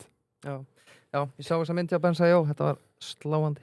Já, þú skrifaði grein í mokkanum en þú varst ennþá velkomin þar. Og eðinni. Ísland og Ísland skiptist í evruland og krónuland. Stóru útflutningsfyrirtækin gera upp og taka lán í evrum á lágum vöxtum á meðan heimilin sitja eftir í krónusúpunu og borga 100 milljörðum meira í vexti á ári. Ef þú getur útskýrt þetta fyrir hlustendum á mannamáli. Sko, þú kallar þetta stærsta kjaramál okkar samtíma. Já. Af hverju verkalýðshreyfingin ekki búin að blanda sér frekar í þetta? Ég hef spurt hann að því. Já, þetta góð spurning. Ég hef talað við flest verkalýðsfélögin og mér finnst eðlilegt að verkalýðshreyfingin og reyndar samtöku atvinnulífsins myndu kryfja meira þessi gjaldmiðlamál vegna þess að þau eru risastórt kjaramál að mínu viti. En til svo að útskýra evruland og krónuland að þá ég bara bend á það að stóru útflutningsfyrirtækin okkar og einhver leiti stóregna fólk með aðgang að lánum í evrum. Vegna þess að þeir eru með tekjur í evrum. Og þannig að þau eru í þeirri stöðu að geta tekið lán á lægri vöxtum og eru síðan að kaupa fyrirtæki og keppa á innlendum markaði við fyrirtæki sem eru að fá lán í krónum sem eru bara með miklu verri kjörum og almenningur auðvitað er hluti af krónulandinu og það er bara magna hvort sem hún berð saman nafnvexti eða raunvextir eru þá bara mismunur á vöxtum og verðbólgu að þá er gríðarlegu munur á þeim vaxtakjörum sem bjóðast í evrunni eða hér heima og ég hef nefnt töluna 100 milljarðar á ári fyrir heimilinn. Margir hafa bent á það sem mjög varlega metið og sagt að munurinn sé 180 milljarðar en ég hef ekki viljað íkja tölunar þannig að það má reikna þetta sem miklu hærri tölu en ég finn enga leið til að reikna þessi lægri tölu og það þýðir sko bara ef þú deilir þessum 100 milljörðum á þá sem skulda þá er þetta bara meðaltali milljón á heimili en fyrir ungt fólk og þá sem skulda aðeins yfir 20-30 milljónir þá er þetta hærri tala á ári og mér finnst þetta skipta rosalega miklu máli og það sem ég hef gert athugasemdir við er að þeir sem eru í betri stöðu hafa aðgang að hagstæðarlánum í evrum. Mér finnst þeir vera kjölfestan í hópnum sem er að berjast gegn því að skoða þessa leið. Já. Og þar kemur inn þessi samlíking sko, Evruland og Krónuland að þjóðin skiptist í þá sem búa í bara mismunandi veruleika hvað þetta varðar. Eitthvað talað þarna og þetta eru frábæra punktar hér að talað að segjum þetta sér rétt, segjum þetta sér 100 milljarðar að þá komum við tilbaka við munum fá herra atvinnuleysi og laun munum lækka í Íslandi. Er eitthvað til í því? Nei. Í stuttumáli nei. Sko þegar fólk er að tala að laun þurfa að lækka þá er það að tala það hvernig þú aðlagast einhverjum risastórum áföllum þar sem kenningin er svo að krónan hafi hjálpað fólki. Einmitt. Tökum bara hrunið. Þá féll krónan 50%. Hvað gerðist? Verðbólgan þaut upp, hún var 17%. Og hvað þaut upp með því? Matarkarfan, bensínverðið og öll lánin. Öll verðtryggðu lánin jökulst náttúrulega bara yfir nótt. Raunlaunin þau lækkuðu. Þannig að það er ekki þannig að í krónuveruleikanum að þá lækki launin ekki. Þau eru bara lækkuð með gengisfellingu. Þetta þýddi og þýðir og hefur í næstu heila öld þýtt það að í áföllum þá er gengi krónunar lækkað og kostnaðanum velt yfir almenning. Þetta er kallað sveigjanleiki. Þetta er kallað sveigjanleiki og sem eitthvað svona jákvætt. Og þannig að mér finnst þetta svo mikil í raun rökleysa evrunni fylgir ekki bara kostir einn af ókostunum sá að þú getur ekki velt svona höggum yfir á almenning með gengisfellingu og þá hafa menn haft áhyggjur af því að í staðinn komi einhvers konar leiðrétting í gegnum launasamninga þar sem þarf þá að endursemjum laun eða atvinnuleysi. Ég treysti íslenska verkalýðshreyfingu, sko það herra hlutfall þjóðarinnar í verkalýðsfélögum hér heldur en í nokkru öðru landi sem ég veit og íslensk verkalýðshreyfing hefur staðið fyrir einhverjum mestu framförum, bara öllum helstu framförum, félagslegum framförum í landinu í bara 100 ár. Treysti henni bara vel til þess að takast á við svona verkefni af ábyrgð. Það vill auðvitað enginn sjá atvinnuleysi. En núna reyndar atvinnuleysi á Íslandi bara mjög svipað eins og það að meðaltali í Evrópu. Já. Þannig að þú veist, mér finnst þessu svona svolítið skellt fram vegna þess að fólk vill ekki tala þennan vaxtamun. Vill ekki tala það hvað fjölskyldur sem að reyna að láta endurna á saman að glíma við og hvað ungt fólk að glíma við þegar að reyna að komast inn á húsnæðismarkað. Þetta veikupunktur á þeim sem vilja segja nei og vilja ekki viðræðurnar. Þannig að mér finnst ákveðin tilhneiging til að bara reyna að leiða alltaf bara talið að einhverju öðru. Já. Sko, við tölum evru og krónulandið og hvað myndi beita sér fyrir hverju. Sko, þegar við talar að sérhagsmuna myndi beita fjármagn og fjölmiðlum fullri hörku gegn jáinu í haust og þú ert náttúrulega ekki lengur að skrifa pistla á Morgunblaðinu. Einhverjir sérhagsmuna, einhver sem við getum fest fingurinn á sem hafa verið að berjast auðvitað gegn? Mér finnst bara moggin ágætis dæmi þetta að því að þið voru að fletta mogganum að sko bara fréttirnar sem og framsetningin og hvernig þeim stilt upp bara mjög umhugsunarvert og eignarhaldið á Morgunblaðinu bara mjög tengt sjávarútvegi og ritstjórnar greinarnar sannarlega taka með af þeim hagsmunum en að mér finnst í auknum mæli framsetning frétta í blaðinu sjálfu og ég veit að þetta eru stór orð og sumir sem vinna á mokkanum mun sárna en fleiri af þeim eru samt líka sammála þessu að blaðið er bara í miklum ham í þessum Evrópumálum og ætlar að beita sér bara af hörku í þeirri umræðu. Ég bara get ekki séð neitt annað. Nei.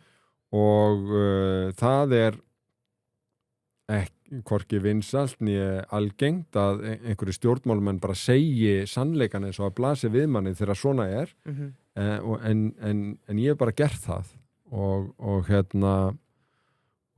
vegna þess að mér finnst mikilvægt að fólk hugsa þetta og velti sér fyrir sér og sjá þetta þá bara með eigin augum og til ég að rökstiga það bara hvar sem og hvernig sem Já, ein réttara spurning sem að það góðum fekk að fara inn í handriti ef við erum heiðarleg, evran leysir ekki lóðaskort, vinnumarkað eða útgjaldagleði stjórnmálamanna, Grikkland var með evru, hætta á að jáhliðin ofselji evruna sem töfralaust? Já, ég held að enginn noti orðið töfralaust nokkurn skapaðan hlut nema þá þeir sem segja einhver annar haldi fram að eitthvað sé töfralaust. Með evrunni kemur lægri vextir. Það deilir enginn. Nei. Þegar þið spurðuð hinn geðþekka og sérmennandi bankastjóra hér í vikunni út í ummælið Þorgerðar Katrínar Benedikt Gíslason. Já, segi ég að munurinn var 3-4% þá sagði hann já og beindi talinu að öðru. Þetta samt risa staðreind. Það sama einhvern veginn hvernig þú spyrð, þú færð alltaf mjög svipaðar tölur. Og ég gæti allavega ekki heyrt í því viðtala því ég hlustaði sérstaklega á það því ég vissi ég var að koma að hann væri að rengja það þannig að fólk getur alveg treyst í að því myndi fylgja aðrir vextir og miklu lægri á hversu löngum tíma gerist það ég man að í umræðinu 2010 var sagt að því ekki að vera að tala þetta vegna þess að við verðum ekki komið evruna fyrir 2019 og öllum leiðins og það væri bara svo langt í það að við ættum að gera eitthvað þarfara við tím okkar. núna það eru svokallur Maastricht-skilyrði sem þarf að uppfylla og við erum kannski að uppfylla svo gott sem 3 þeirra. Það er vextir og verðbólga sem að eru okkar veiku blettir og þau lönd sem hafa verið að taka upp evruna nýverið eins og Króatía, saga þeirra sýnir að árin áður að því að fólk getur treyst því að það sé að fara að koma evra að þá treysti fólk sér til þess að taka lán í evrum. Þannig að 75% lánamarkanum í Króatíu þegar Króata taka upp evruna var þegar komið með evrulán. Þannig að bæði ábatinn kemur fyrr og það sem hefur vantað mjög mikið og meðal annars ástæðan fyrir verðbólgu strögglunni hjá okkur að það ekki nægileg tiltrú. Það of háar verðbólguvæntingar eins og það er kallað.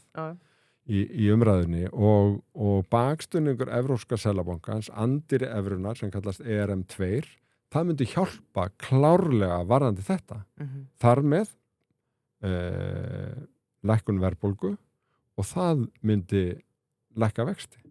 Vegna þess að stýrivextinir eru bara í beinu sambandi við verðbólguna. Já, en er áhugavert og vitnir í þetta sem síðasti þáttur hjá okkur sem með Benedikt Gíslason, frábær þáttur bankastjóri Arion banka og svo undan honum var Jón Ásgeir og svo Heiða Guðjóns, það er búið að vera alveg gestagangur hjá okkur Sko, Heiða Guðjónsson sem við hlustum nú eiginlega á í einu og öllu en ég svona reynast aldrei við þennan tala verðbólgssambandir reyndar sko, hann talaði að það myndi enginn græða meira að það fara Evrópusambandið heldur en útgerðin. Það myndi þá bara selja kvóta sinn og þeir myndi kassa út en þeir vilja bara Íslandi svo vel að þess vegna segi nei við þessu sko og Benni Gísla, ég spyr hann hvað gerist þegar við förum eða Benedikt Gíslason hvað gerist þegar við förum í evru þá sagði hann, það breytist ekkert nema bara við hættum íslensku krónuna sem bankareikninga.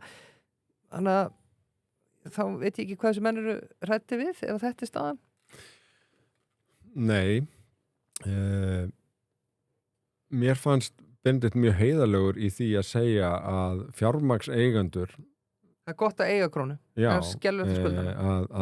að fjármagnseigendur gætu nokkuð vel við unnað og kannski það einhverju leiti rétt hjá honum. Við erum opið hagkerfa mjög mörgu leiti en út af krónunni og verðtryggðri krónu og svo framvegis að þá það mikil samkeppnishindrun þannig að til dæmis erlendi bankar koma ekki inn og meiri segja erlendu verktakafyrirtækin sem reynda að vera eins og Munk sem norsk fyrirtæki sem var í nokkur ár fekk fullt af verkefnum en þeir bara komuð þeim svo illa heim og saman í bókaldinu hjá sér að því að það var svo sveiflukent allt umhverfið þannig að þeir bara bökkuð út og þeir hefðu verið búin að koma sér vel fyrir að ég held að sko samkeppnismálin muni skipta mjög miklu máli það verður miklu opnari og betri samkeppni en skýrslum ber líka saman það að þetta munum bara auka viðskipti vegna þess að verður ekki lengur gjaldmiðla áhætta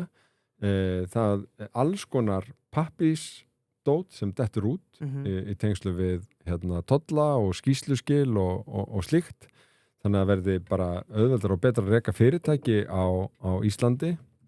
Þessi nýja skýrsla á vegum stjórnvalda með þessum erlendu sérfræðingum spáði reyndar sko aukningin í viðskiptum getur verið alltaf 30% sem er bara mjög hátt mat. Hagfræðistofnun var með lægra mat daginn en öllum ber saman að þetta sé áttin sem að þetta stendur í.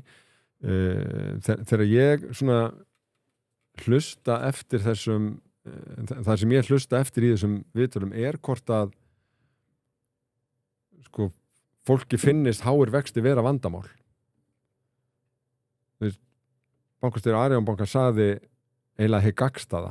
Honum fannst það bara styrkleikamerki að vera með svona háa vexti og ég þekki bara engan sem deilir þessari skoðun. Ég meina, farðu út í nýsköpunargeirann og það sem að reyna að stofna eitthvað nýtt og svona og þú ert kannski með góða hugmynd sem myndi fljúa ef það væri lægri vextir en þú ferð að sko bara horfa á hvað ný fyrirtæki hvað vaxtakjör þeim bjóðast hjá bönkunum yfir 10% vexti þú veist, það bara reiknar svo margar kannski bara góðar hugmyndir út af borðinu og svo þegar þú kemur að heimilisbókaldinu og ferð að heimfærið yfir á húsnæðislánin eða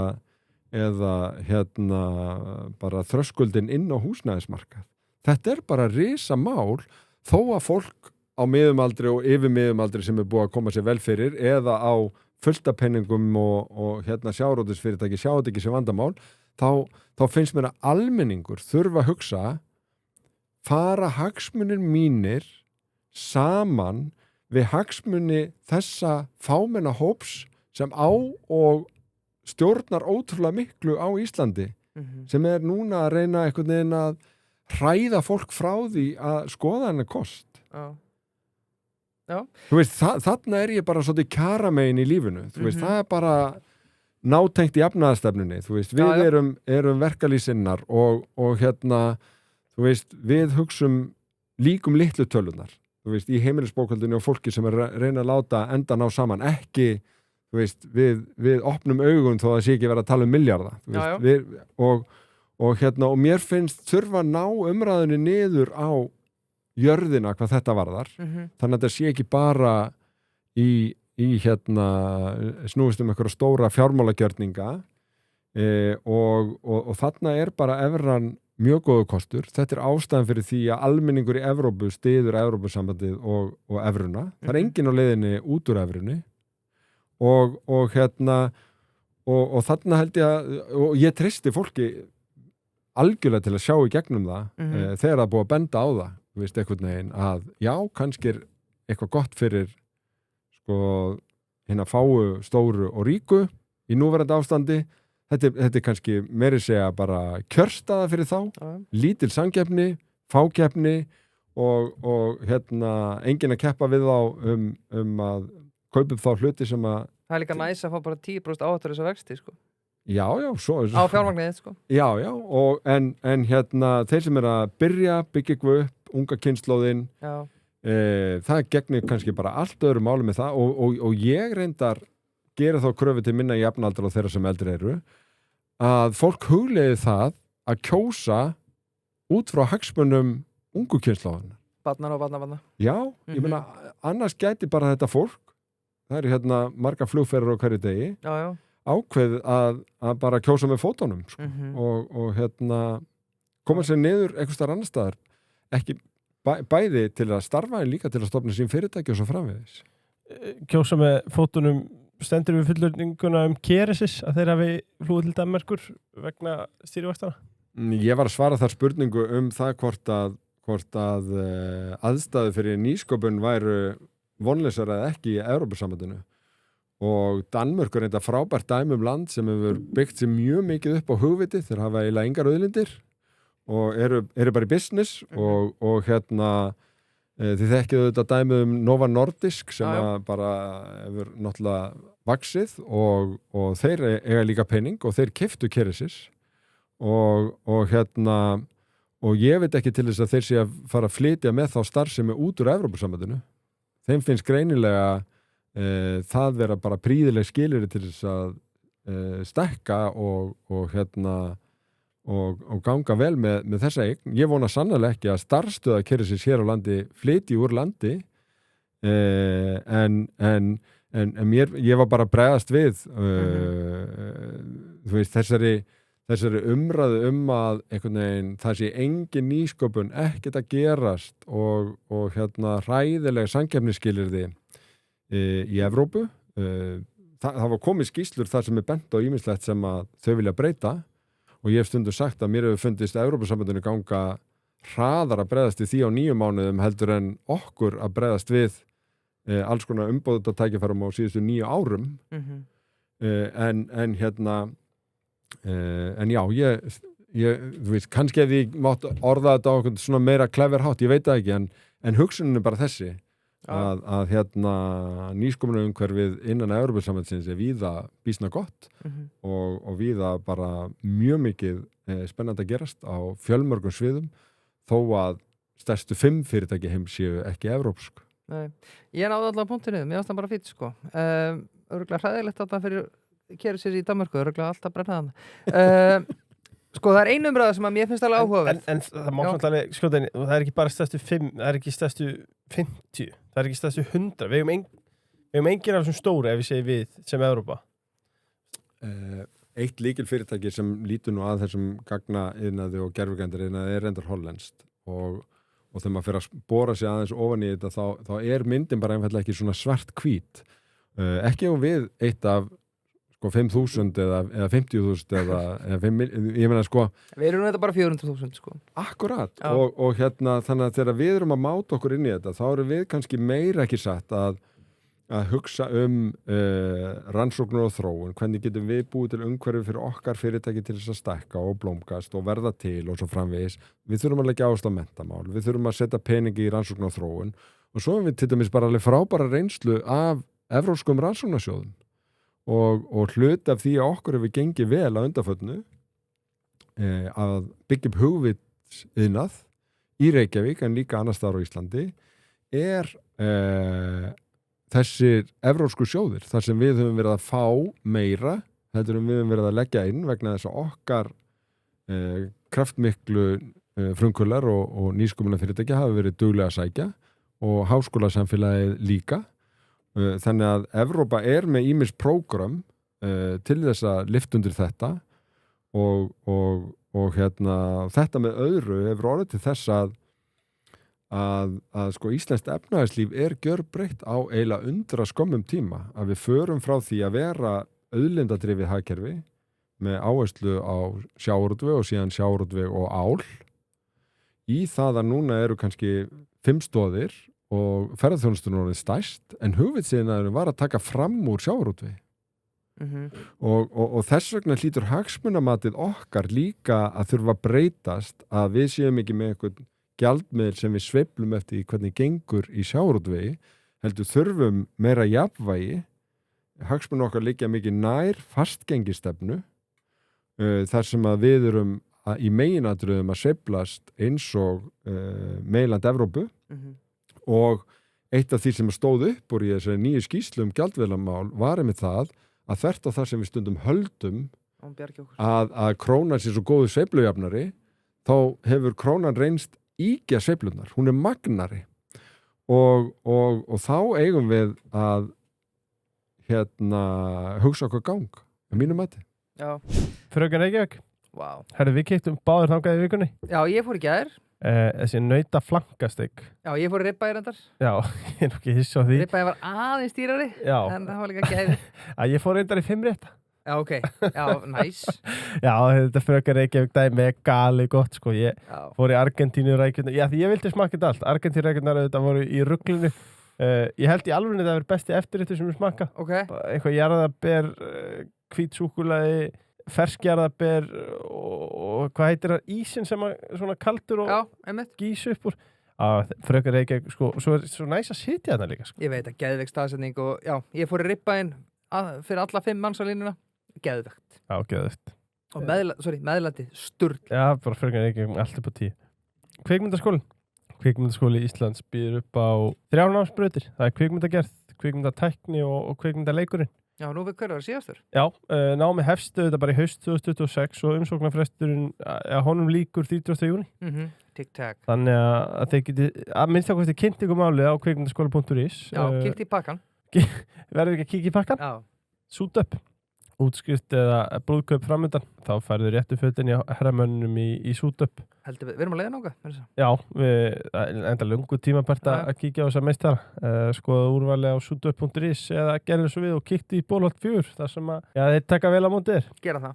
Eitt sem við langar að taka, það eitt sem við talaðum sem og bara kunnulegt stef sem þú heyrt af og allir hlustendur hafa líka heyrt sem að það alltaf brenna hérna á Íslandi sem að alveg rétt, þú veist, ég meina það vextir allt og háir, verðbólga allt og há og það talað þetta tímabúnturinn til að fara í þetta, sko ég velti líka fyrir mér ef að vextir væri 0% og verðbólga væri 3% í verðbólgamarkmiðum, 2,5 eða hvað það þá myndi fólk líka segja, það ekki tímabært að skoða þetta núna, það gengur svo vel, þú veist, ég held, og svo reyndar var ég að ræða við nokkra sjálfstæðismenn í gær að þau bingo, það rétt, það aldrei tímabært að ræða Evrópusambandi en sko bingo í sal en skilur þessa umræðu eigum að byrja að taka til heima okkur Eldur Ólafsson var í góðu viðtalið í Þjóðmálum og hann sagði, við erum að fara að tala á Evrópusambandi þegar við erum allt upp á 10 mér finnst það kannski alveg make a sense að mínum að erum við í sterkri stöðu til þess að ræða við Evrópusambandi núna bæði út af breytingum, flekaskilum í alþjóða kerfinu vegna þess að það komin mikil reynsla á evruna þegar Danir og Svíjar höfnuðu evru í þjóðaratkvæðagreiðslu 2000 og 2003 þá var engin reynsla komin á evruna. Núna hún komin og við vitum hvað þetta þýðir fyrir þjóðir sem fara þarna inn. Við vitum þessuna miklu betur hvað þetta áhrif hefur fyrir vexti og svo framvegis. Svo eitt atriði sem að gleymi stundum að þó að það hafi verið ömurlegt fyrir Breta að fara út úr Evrópusambandinu og stór meirihluti þjóðarinnar sjá eftir því og úttektir á því benda til þess að við kosta á svo mikla peninga fyrir utan allt annað, áhrif og völd, að þá gagnast það okkur að þeir séu ekki í ESB þegar við semjum við ESB út af sjávarútvegsmálum. Við þurfum tillit til okkar þar. Bretar voru þeir sem voru lengst á Íslandsmiðum, reyndar alveg 50 ár síðan að við hröktum það út með þorskastríðunum en Bretar voru þeir sem voru erfiðastir við okkur í þeim viðræðum, þannig að samningsstaða okkar er klárlega sterk. Varandi spurninguna hvort að það hafi einhvern tímann verið engin verðbólga og mjög lágir stýrivextir á Íslandi að þá held ég við verðum bara að horfast í augu við það að alveg frá 1930 þegar við aftengdum krónuna við dönsku krónuna að þá höfum við verið með meiri verðbólgu og meiri óstöðuleika heldur en flestar samanburðar þjóðir okkar og krónan hefur minnkað verðgildum yfir 99% ef ég man það rétt. Já. Þannig að ég hugsaði þannig og ég kunni nú ekki við að fara eitthvað skrattirðast í þingsal en þegar ég heyrði enn eina ræðuna frá sjálfstæðisflokknum það að þetta snerist nú bara það að taka til heim hjá okkur áður en við gerðum eitthvað annað og eitthvað svona, þá sló ég því upp að sko frá lýðveldisstofnun 1944 sem 80 ár, af þeim hefur sjálfstæðisflokkurinn verið í stjórn í 70 ár. Já. Og eins frábær og hann sá flokkur þá hefur þeim sem ekki tekist þetta á öllum þessum tíma en einhvern veginn vilja komast að núna til þess að gera það og gott og vel. Þetta er alveg ein umræða og það er á hverjum einum tíma mjög mörg og þörf verkefni í efnahagsmálum og stjórnmálum. Það sem við erum að tala um núna er ekki að við séum að hætta að taka á þessum málum. Þvert á móti, við erum bara að fá að greiða atkvæði það hvort við ætlum að skoða aðra umgjörð. Fyrst að öllu þessu frábæra fólki og velmeinandi hefur ekki tekist betur til með krónuna í alla þessa áratugi. Hvernig væri að skoða aðra umgjörð, læra af reynslu annara, sjá hvort að við getum þá ekki fengið sambærilega húsnæðisvexti. Jafnvel þó yrðu þeir hæstu á evrusvæðinu. Þá væri munurinn yfir 3% raunvextir eða við núna og það myndi kalla á aga og ég held að það sé gott. Þú veist, þetta hefur verið óskiljanleg umræða fastgengi eða flotgengi síðustu áratugi á Íslandi sem að fólk hefur almennt ekki tengt við. Þetta kallar á ákveðin aga. Ég held að við eigum hann algjörlega til. Við höfum bara oft sýnt það og ef að unga fólkið, ef að nýju fyrirtækin, ef að atvinnulífið fá betri vexti, eiga auðvitað með viðskipti við útlönd, ef að ferðaþjónustu fyrirtæki fá fyrirsjáanleika í að gefa upp verð eftir 2 ár. Ég held að það sé svo margt sem komið með þessu sem við erum ekki eins og farin að taka inn í umræðuna að það sé bara mjög praktískt, segja já í haust, fá samning og ræða þetta frá bara öllum hliðum áður en einhver endalega ákvörðun er tekin.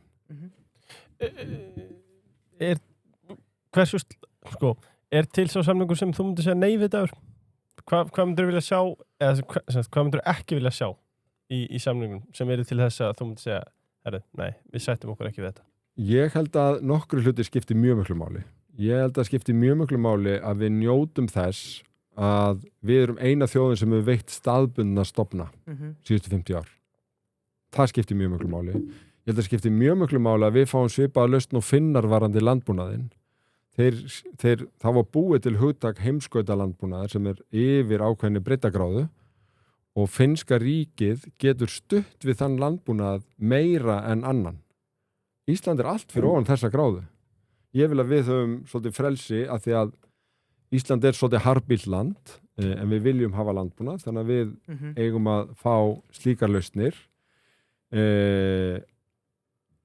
Í meginatriðum samt þá erum við með 75% löggjöfinni. Í meginatriðum þetta jákvætt og það sem myndi bætast við sem varnar- og öryggismálin. Ég held að það myndi bara styrkja okkur að vera við það borð. Það eru tollamálin.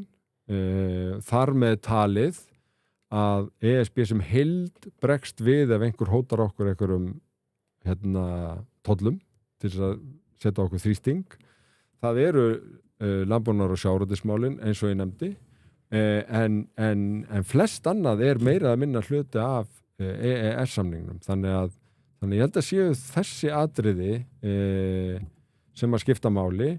Ég held að væri mjög áhugavert að láta á það reyna að reglurnar varðandi ETS sem loftslagsmál og flug ég held að sé mun árangursríkari strategi að ræða eitthvað sérstakt tillit til Íslands út af staðsetningu landsins í aðildarviðræðum við ESB heldur að reyna að gera það í gegnum EES-samningin eins og hefur verið í gangi núna með einhverjum árangri en ekki eins miklum til dæmis eins og Æsland myndi vilja. Þannig að þetta bara svona mjög konkrétt fyrir ferðaþjónustuna en líka bara alla sem nota flug eitthvað að atriði sem ég held að myndi ganga betur í aðildarviðræðum heldur en ef við segjum nei og höldum áfram að reyna að lobbyera. Þá erum við fyrir utan herbergið. Við vorum fram að gangi. Já. Í staðin fyrir að segja að við erum vinda á Íslandi norður Atlantshafi. Nákvæmlega og þetta á líka við ýmislegt annað. Við vorum fram að gangi. Þetta það sem þið viljið.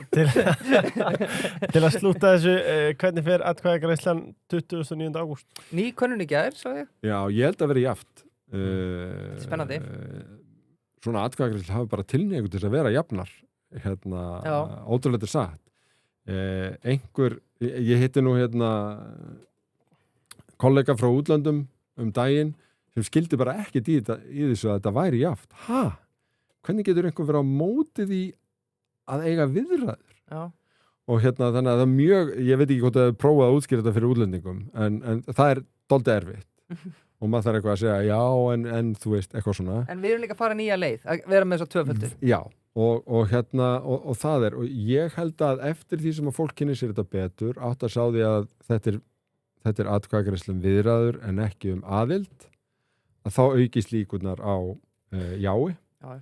Ég held að eftir því sem við tölum meira hagsmuni ungs fólks og ekki bara þeir sem eiga pening, þá aukist líkurnar á jái og ég held að eftir því sem við ræðum meira og útskýrum að ótrúlega margir af þeim sem tala núna á móti voru líka á móti EES en núna eru allir sammála það, þá aukist líkurnar á jái.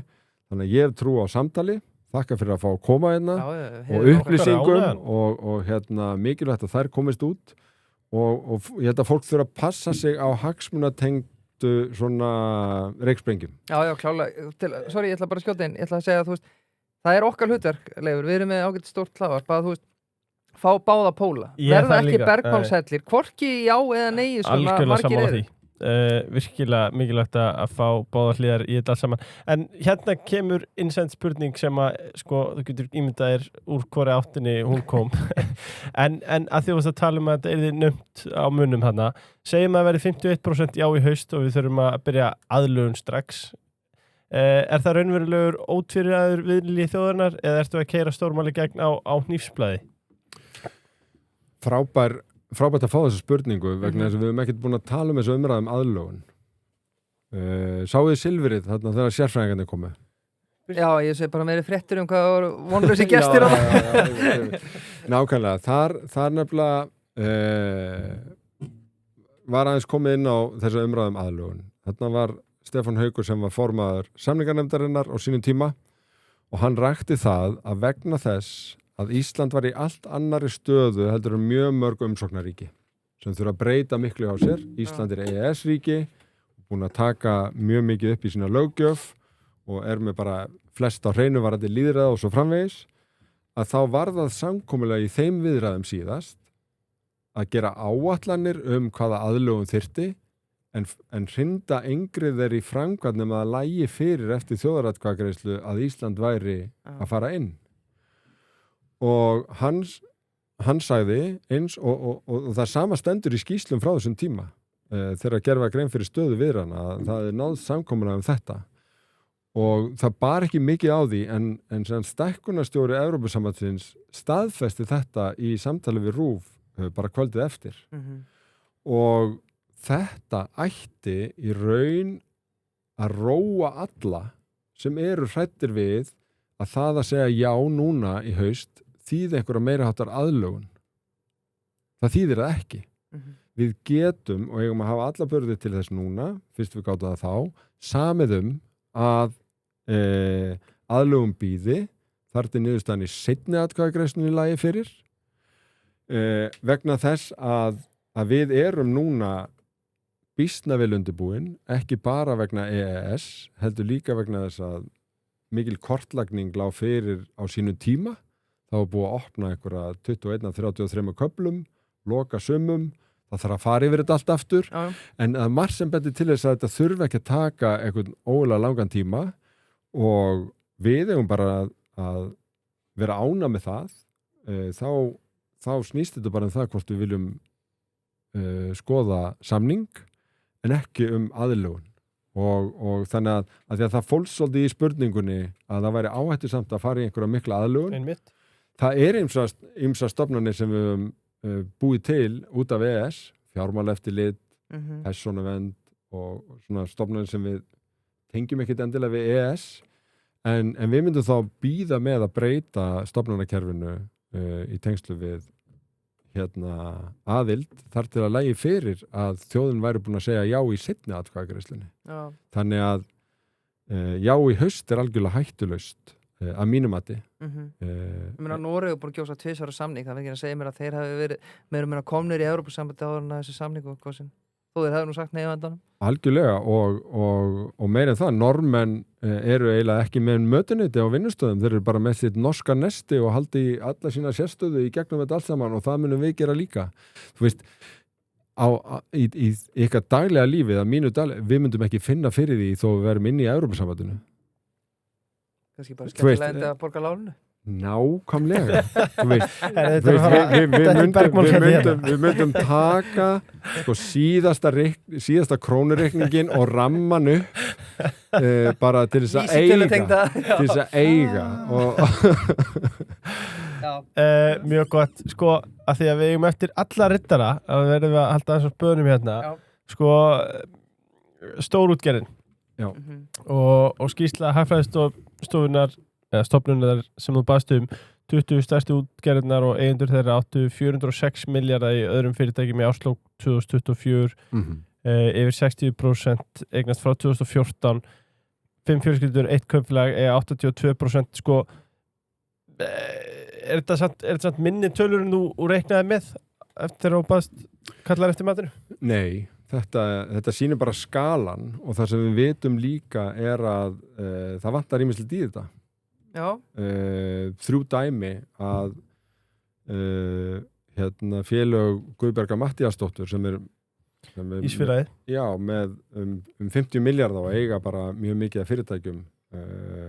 Það er ekki þarna, heldur ekki eignarhlutur, samherja og tengdaraðal í Eimskip eða Sjóvá. Þannig að það vantar svona eignarhaldsfélögin sem tengjast eigendunum þó að ég hafi verið að reyna að spyrja það. Þannig að þú þurft að gefa út þína eigin skýrslu. Nei, sko, ég vil fá þetta frá óvilhöllum aðli, þannig að ég þarf bara að fylgja þessu ennþá meira eftir. en sko ég heyrði það einhvers staðar að sko allir lífeyrissjóðnir samanlagt eiga 1100 milljarða í hlutabréfum og hlutdeildarskírtunum í félögum þannig að sko við vitum öll að lífeyrissjóðnir eru risastórir en sko sjávarútvegurinn hefur á svona stuttum tíma eignast svona mikið þannig að ég held að við þurfum ekki bara að horfa á þessar tölur eins og það voru þarna í árslok 24 eða hvað nú sem miðað við þessari skýrslu heldur ímynda okkur ef að þessi þróun heldur áfram næstu 10 árin eða næstu 20 árin. Því að við erum líka í sko atvinnulífi þar sem að lífeyrissjóðnir eiga mikið eins og ég var að nefna og þeir eru passífir. Þeir eru passífir eigendur þannig að áhrif þín og völd inn í þeim félögum sem að þú átt einhverja hluti í geta magnast fyrir vikið. Og þetta sjáum við til dæmis bara í stjórn Íslandsbanka þar sem að það er ekki stærstu hlutafarnir sem eru með stjórnarformann sko, heldur stærstu Svo hægasti Já, svona stærstu prívat þú veist, og ég er ekki að segja það þú veist, til að lasta neitt, ég er bara að segja að þú veist, maður þarf að taka þetta inn í myndina þegar maður er að hugsa áhrifavöld í íslensku atvinnulífi og þörfina fyrir samkeppni og svo framvegis þegar völd og áhrif safnast á forra hendur þá er það bara ekkit endilega gott. Nei. Og það snýr bara að rosalega mörgu og þannig að ég bað þessa skýrslu mun fylgja henni eftir með sko frekari fyrirspurnum og þetta er bara hluti af því að gegnumlýsa aðeins bara stöðuna í samfélaginu og þetta er bara eitthvað sem við þurfum að ræða og hafa skoðun á. Hagfræðistofnun er örugglega mjög ánægð búið að afnema styttingu vinnuvikunnar dag og BM nýja skýrslu. Heildareigið fyrir viðskiptahagkerfisins er 6.350 milljarðar hlutdeild eins og það var komin á hlutdeild Ísfélagsins KS og tengdra félagi eigin fyrir atvinnulífsins er 1%, Samherji og tengd félögum 1,9% og af 400 milljarðunum voru aðeins tæpir 130 utan sjávarútvegs og skyldra greina. Sko þá, þetta er þessi byrjirna, ef stórútgerðin er að kaupa upp Ísland eins og Dagur heldur fram, þá gengur það býsna hægt. Þannig eru eignarhaldsfélögin ekki með og þetta er línan frá SFS og sem birtist bara mjög fljótlega eftir þetta kom fram og ég held að það finnir bara allir að áhrif og völd sjávarútvegsins hafa alltaf verið mikil en þau eru að aukast og þau eru að aukast mjög hratt og þetta er eitthvað sem að ég vildi kalla fram með þessari skýrslu. Hún er ekki fullkomin, hún sýnir ekki alveg heildarmyndina en hún er mjög skýr vísbending þá þróun að það er verið að nota arðinn af sameiginlegri auðlind þjóðarinnar í þágu þeirra sem eiga þessi félög og hugsanlega spilar þarna inn í að þetta er útflutningsfyrirtæki með aðgengi að hagstæðum lánum í evrum sem geta þó nýtt sér það í samkeppni við þá sem hafa ekki slíka aðstöðu. Hvað er gott fyrir sjávarútveg að við fáum ekki líka verið í þessu evrulandi? Af hverju heldur að sjávarútvegin sé svona berast mikið á móti sér? Ég veit þetta er bara getspár hérna. Sko. Já. Hefurðu pælt í? Nei, ekki mjög mikið. Þetta er svona rótgrói við þá tengt sjávarútveginum og ég held að hafi snúist það upprunalega að fólk hafði ekki trú á því að það fengju sérlausnir fyrir Ísland og ég held að þær rættir ætti að róast með þær skýru yfirlýsingar sem hafa komið frá Evrópusambandinu.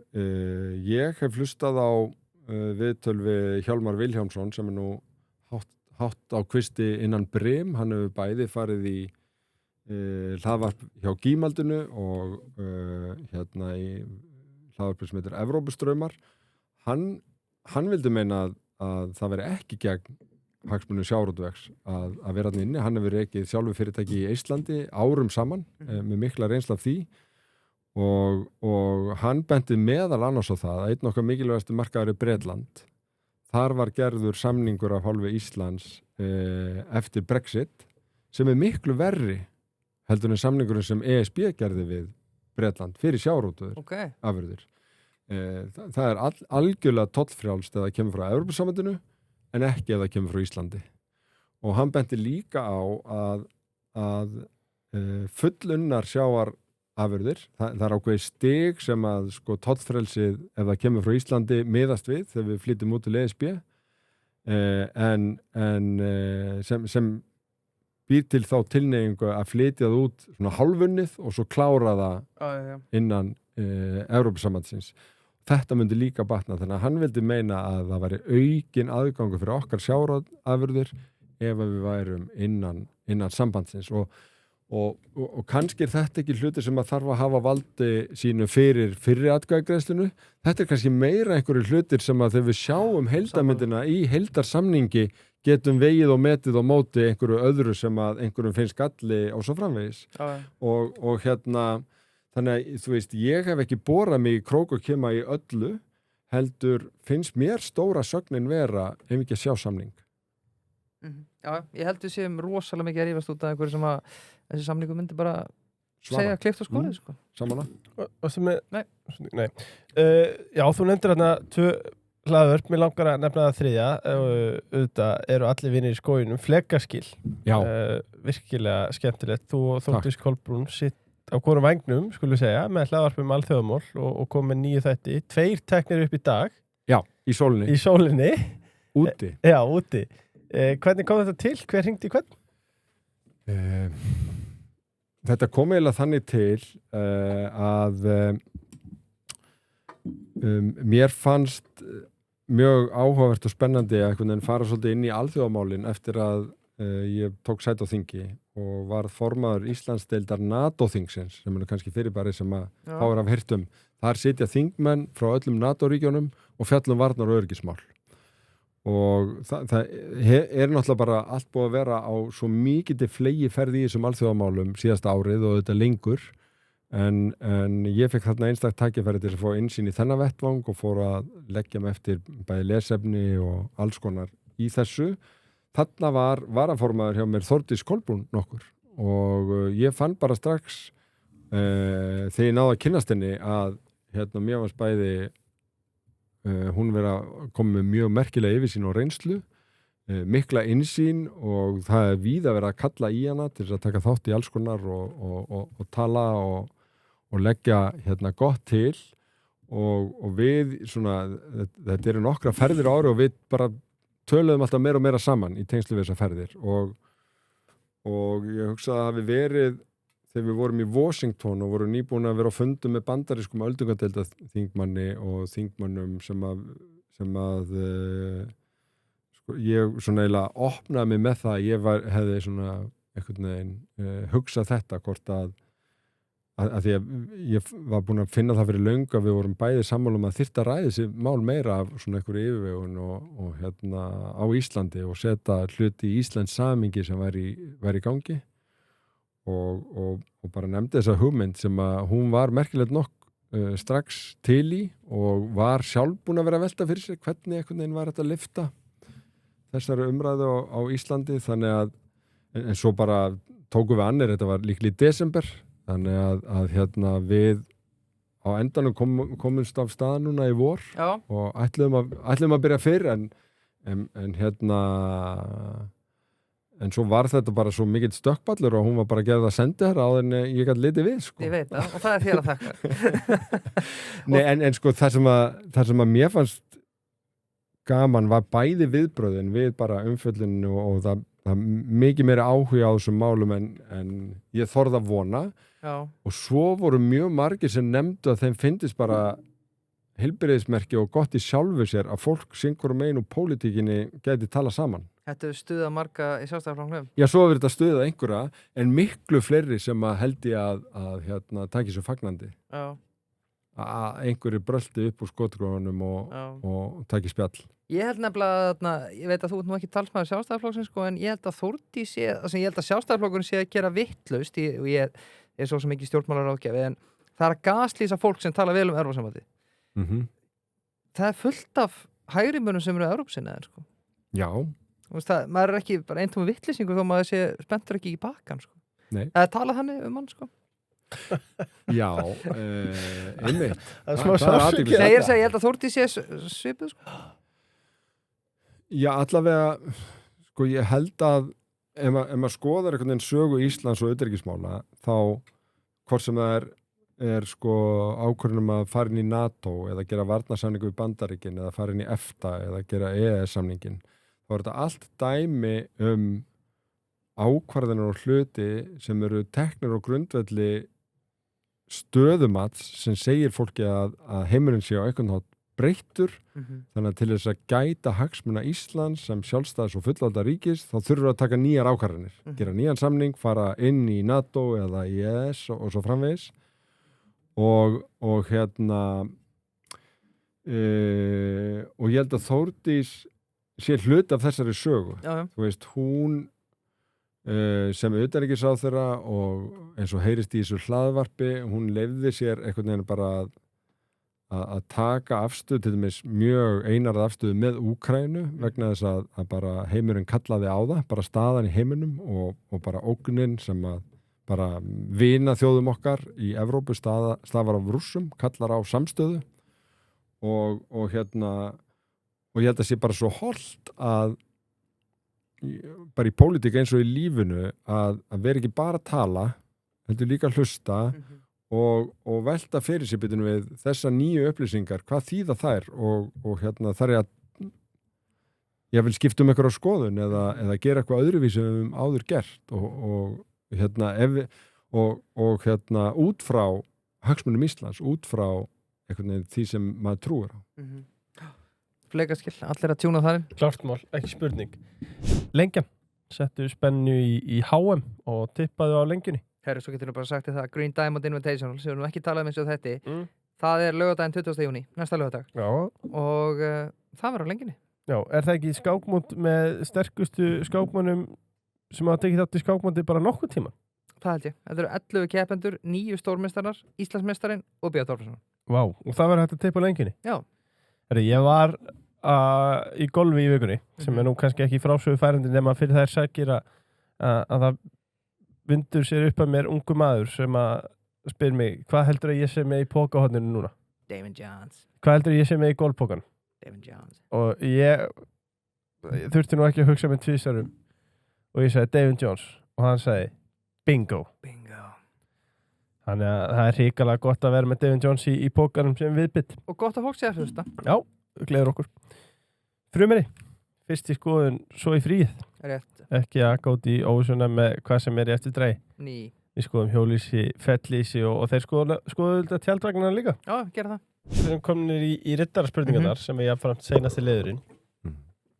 Og það er smá broddrið mörgum hverjum. Við veljum bara einhverja skemmtilega en sko þú gagnir eignarhald og hagsmunatengsli í fjölmiðlum, þetta er búin að tala MBL, þá verðum við að spyrja hinar hliðina. Er ekki dálítið skrítið fyrir aðstofamaður þinn sé nú útvarpsstjóri og að stjórnarformaður RÚV hafi skrifað undir bréf með hópi samfylkingafólks gegn brottfara miðstöðinni? Hvar liggja hagsmunatengslin þar? Stefán Eiríksson var reyndar ekki aðstofamaður minn, hann var borgarritari sem er æðsti embættismaður borgarinnar fyrir utan borgarstjóra. Hann var áður yfir velferðarsviði borgarinnar, þar áður var hann lögreglustjóri, þar áður var hann skrifstofustjóri í dómsmálaráðuneytinu, einfaldlega með bara langan og flekklausan feril sem stjórnandi og ég held að hann hafi verið ráðinn útvarpsstjóri á grundveldi þess og takt eftir því, hann var alls ekki ráðinn í ríkisstjórnartíð Samfylkingarinnar. Hann er bara ráðinn vegna hæfni sinnar og þannig að ég vil bara halda því til haga. Mjög gott. Margir upplega beilinni slagsíðu hjá RÚV hliðhollar samfylkingunni. Er hún til staðar og ef ekki, okkur heldur svona margir uppfylla? Maður svitna bara eins og að lesa þetta, Já. Það finnst mér raunar ekki. Ég gat aldrei fundið það þegar ég var borgarstjóri að RÚV væri ekki krítísk gagnvart borgarmálum eða því sem við vorum að gera. Bara þvert á móti og ég held að, aðhald er eitt af hlutverki fjölmiðla og ég held að fjölmiðla ræki það betur þeir eru balanseraðir og faglegir og velundurbúnir og lesnir og RÚV er það lang oftast að þið geta gett mistök eins og gengur en ég held að ef að fréttir RÚV ríkisstjórn Kristrúnar Frostadóttur séu skoðaðar þá eru þær ekki eins og Mogginn skrifar. Ég held að séu bara byggðar á klassískri blaðamennsku og þannig að ég sé ekki þennan halla. Þegar verndartollar detta út við inngöngu í Evrópusambandið, hversu mikið ódýrara verður að flytja inn kjöt og aðrar dýraafurðir og hvað verður íslenskan landbúnað? Þarna getur skipt máli að landbúnaður er sem skilgreindur sem heimskauta landbúnaður og tollar munu lækka, það er alveg rétt, en landbúnaður er býsna mikið studdur innan Evrópusambandsins og raunar eru sumir hægrimenn sem gagnrýna Evrópusambandið fyrir að styðja við landbúnað í of miklu mæli og vera með of miklar byggðaaðgerðir. Þannig að hlutir munu breytast, raunar hefur íslensku landbúnaði verið að breytast líka mjög mikið að sumu leyti, þú veist, búunum að fækka og þau að stækka en ég held að reynar að Efling ferðaþjónustu hafi gert mjög mikið fyrir sveiti landsins. Það er mjög margir svona, sem eru með eitthvað ferðaþjónustu tengt með en þetta er klárlega eitt af því sem við þurfum að halda vel á í viðræðunum og já. Þorsteinn Pálsson talaði það líka. Hérna er ein stutt og lagu vallaspurning. ESB, já takk. Takk. Þetta hljóma meira svo slag en leið það þarf ekki að vera í ESB játakliðinu til að segja já í haust. Nei. Það er bara til þess að sjá. Gíkipakkan. Nú hafið þið Þórdís Kolbrún talað fjölþáttaógnir í hlaðvarpinu ykkar Flekaskil.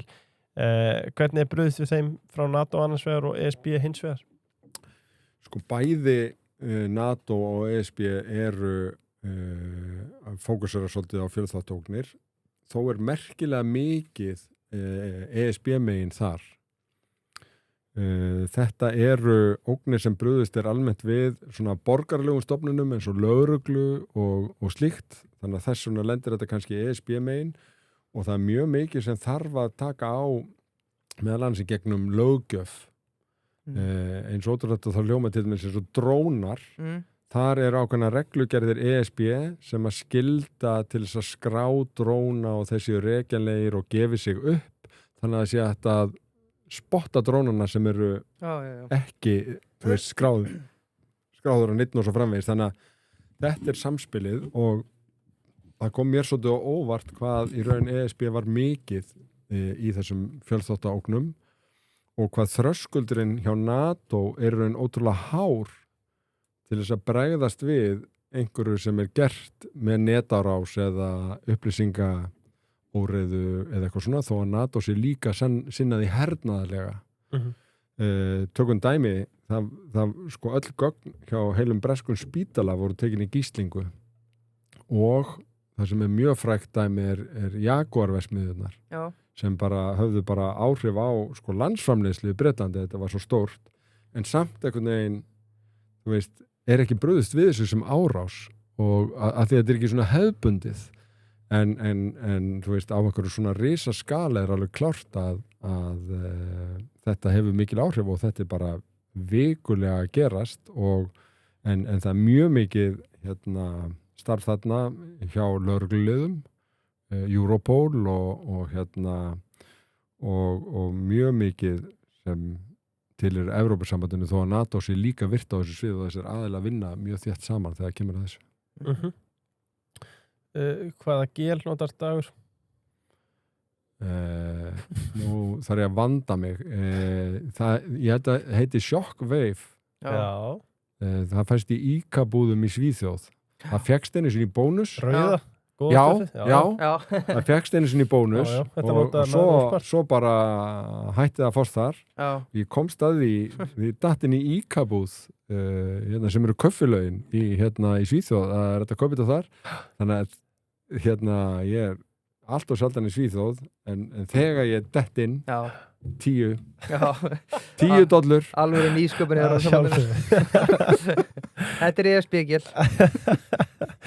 Það eru nokkra tengdar Brákarborg, ég ætla nú bara að summera þær. Talaði 4 milljónir á fermetrinn og 4 milljarða í að byggja grænan leikskóla. Hvernig viltu svara þessari þessum gagnrýnis röddum?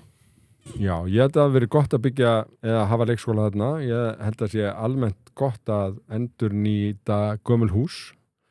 Þarna þetta var tekið út af vinnir endurskoðun og það kom sem þetta á daginn að burðarþolið hafði verið skakt reiknað eða ekki reiknað af þakinu, þannig að þetta endurgera þakið. Og þetta var náttúrulega bara boðið út, þetta burðarþol og bara algjörlega fáhert og hörmulegt að þetta hafi gerst. En ég sagði strax, þú veist, ef að svona liggur í þessu þá hlýtur borgin að geta bara sótt einhverja bætur fyrir það. Já. Það er náttúrulega mjög súrt að sitja upp með eitthvað tjón sem verður út af einhverju svona. Þannig að ég vona bara nýr meirhluti skoði það mál. Auðun Bragi spyr, af hverju hattar bílastæði? Ég geri það nú ekki en bílastæði geta verið of fyrirferðarmikil í borgarlandinu, þannig að það sem við erum búin að gera til þess miðsvæðis er að færa þau onni í jörðina. Stærsti bílakjallari landsins opnaði fyrir nokkrum árum undir Hafnatorgi og Hörpu og fyrir vikið var tækifæri notað og fjarlægt í staðinn og yfirborði. Sumstaðar eru þar komnar íbúðir og undir þeim íbúðum eru stundum bílakjallara, stundum minni. En ég held að sé engin miðborg sem ég þekki sem með fleiri bílastæði per starf eða íbúa eins og miðborg Reykjavíkur. Samt umræðan eins og sé ekkit einasta bílastæði til og þeim hafa verið að fækka en ég held þeim hafa verið að fjölga og þetta er auðvitað til nákvæmt bókhald og við vitum að bílastæði eru umferðarskapandi. Það eru svona 40 ár síðan að Oslo bannaði að fjölga bílastæðum þegar varu byggðir atvinnu fermetrar í miðborginni.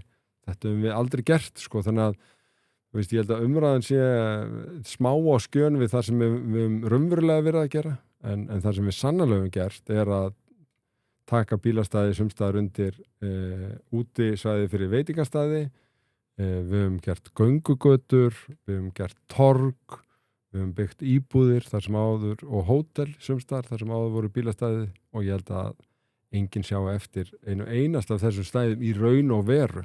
Heldur að enginn hugsið að sjá þetta bara, getur bílastæðan. Mér þetta alveg gaman að heita viðkomandi. Hérna er akkur gaf hann fjárfæstum bensínstöðarlóðurnar í staðinn fyrir að selja þær. En mér langar að bæta einnig spurningu hérna við sjálfum. Hver er þín skoðun á þessum lóðum upp á Höfða? Borgarstjórnin í dag er auðvitað ákveðin vandi settur það. Já. Góð spurning. Já, frábært að ræða bensínstöðarlóðurnar vegna þess að þetta eru lóðir sem að olíufélögin hafa verið með sem er áratugum saman og í sumum tilvikum voru samningarnir við það að reyna út, í öðrum tilvikum voru áratugir eftir að samningunum. Þessi klassísku 50 ára samningar er það ekki? Jú. Sem er almenna reglan varandi atvinnu samninga. Spurningin er, hvað gerur varandi svona? Meginreglan er bara að endurnýja þá með óbreytta starfsemi. Þegar að borgin vill setja þá stefnu að fækka bensínstöðum vegna þess að það er hvergi í heiminum jafn marga bensínstöðar og það er kannski ein af skýringunum að háu bensínverði, meira að segja, að þá var ekkert olíufélagana tilbúið að hreyfa sig. Af því að þessi stefna var sett 2009 segi ég. Já. Þetta er í tíð Sjálfstæðisflokks og Framsóknarflokks en það skiptir ekki máli. Þannig að 10 árum seinna er sagt loftslagsstefna þar sem að er talað að skilgreina hvata til þess að bensínstöðum munu fækka. Það setur embættismannahópur sem tekur 2 ár í að skilgreina ítarleg samningsmarkmið og hvata til þess að gera þetta. Og hvatin er þá að þarna megi byggja íbúðir. Og þessi samningsmarkmið fara fyrir borgarráð og allt borgarráð samþykkir. Þetta Eyþór Arnalds, Hildur Björnsdóttir, allir samþykkja þessi samningsmarkmið. Og innanendurskoðun hefur tekið þetta út og eina spurningunum var, hefði borgarráði mátt vera ljós hvað þið voru að samþykkja? Svaraði já. Það vissu allir hvaða aðferðarfræði þetta beita til að fækka bensínstöðum og fá fleiri íbúðir inn í hverfunum. Meiri segja var það þannig að Vigdís Hauksdóttir sem aldrei hrósaði nokkrum sköpuðum hlut og var þarna áhættan fulltrúi, hún bókaði sérstaka ánægju með þessa aðferðafræði. Svo liggja samningarnir fyrir, þá situr stjórnarandstaðan hjá og og það ekki fyrir en eftir á sem að fólk fyrir að gera þetta eitthvað tortryggilegt. Stjórnarandstaðan satt hjá. Já. Það var samt enginn á móti þessum samningum. Nei. Og það kannski vegna þess að borgarfulltrúar eru almennt bara mjög vanir því að vera endurnýja lóðulegu samninga. Þarna var sérstakt mál, við vorum að biðja fyrirtækin að loka sjoppunum og fækka benstöðum í heild sinni og þá fengum við afslátt af ákveðnum gjöldum sem eru kölluð innviðagjöld sem eru 70.000 fermetrar sem væri svona kannski cirka 50 milljónir á hverja lóð en það var ekki meira afsláttur en það. Hugmyndin það að þegar að lóðalegu samningar einhverja fyrirtækja, getur verið bakari eða hvað það renni út að þá taki borgin til sín lóðina og bakarið og bjóði upp lóðina þá með þessum eignum eða þú veist, þetta það er rosalega erfitt að innlega það sem einhverja almenna reglu á þess að allt fari bara á hliðina. Já, þess vegna langaði mig svo að spyrja það út í vanda sem við standa frammi fyrir núna einmitt. Upp á Höfða. Upp á Höfða, já. Þar er annað ágætistæmi. Við höfum nokkur dæmi það þar sem að borgin hefur viljað umbreyta svæðum og þá er þróuð sama aðferðin. Að það eru skilgreind samningsmarkmið það í hverju umbreytingin á að felast, gerður rammi og öllum sem eru með fyrirtæki eða fasteignir á svæðinu óháð gildistíma lóðalegu samningana er boðið að semja. Og dæmi eru steypistöðarnar upp á Höfða, það voru gerðir stóri samningar þar en fleiri dæmi upp á Höfða, einhverjir upp á Höfða vilja ekki semja á þessum grunni og vilja fá nýja lóðalegu samninga án þess að þessi umbreyting sem borgin vill eigi sér stað. Og þá getur verið stál í stál og þá hefur borgin áskilið sér rétt að fyrirtæki verið þá bara víkja og í lóðalegu samningunum þá er ýmist ákvæði uppkaupaeignum eða ekki og afstaða borgarinn hefur verið svo bara fara eftir ákvæðum lóðalegu samninguna.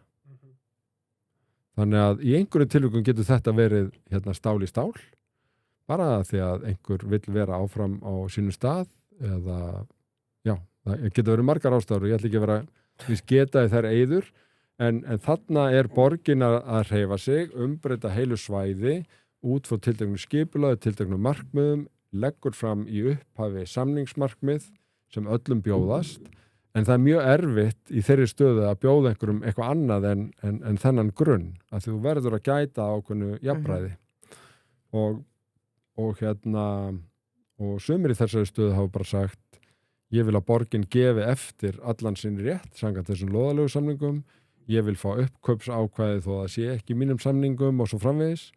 Og þetta getur verið helja mikið hafari og hefur ellendist leitt til þess að svona hverfi geta byggst upp á mjög löngum tíma því að það tekur langan tíma að vinna úr svona deilum og það er einmitt eitt af því sem að borgin þarf að hugsa hver er fórnarkostnaðurinn af því að reka bara steypistöðarnar af lóðanum sínum af því að þú getur það út frá ítrasta lestri á þessum samningum en eiga þá hættu að þú sitt kannski 10 ári málaferlum eða veist, og það er alltaf ákveðin óvissa hvernig svona málaferli enda þannig að þessum er þessi svona samningsrammar laðið fram og eitt gengur yfir alla og lang oftast gengur þetta bara býsna vel.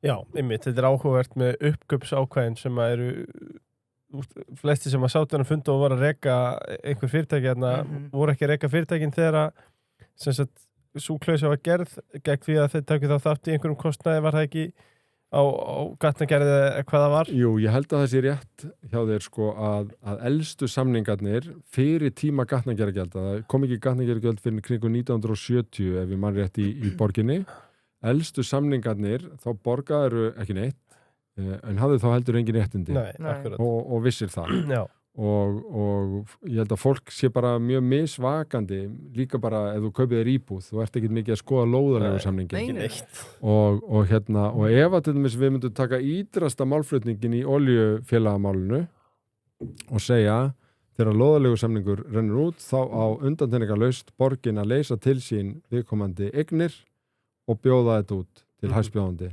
Ætlum við að heimfara það yfir á íbúðalóðir að þú veist, þú bara býrð einhvers þar í Breiðholtinu og svo bara liðin 75 ár af því að það er lengdin á íbúðalóðasamningunum en þeir eru víða að renna út í grónum hverfinskilið og bara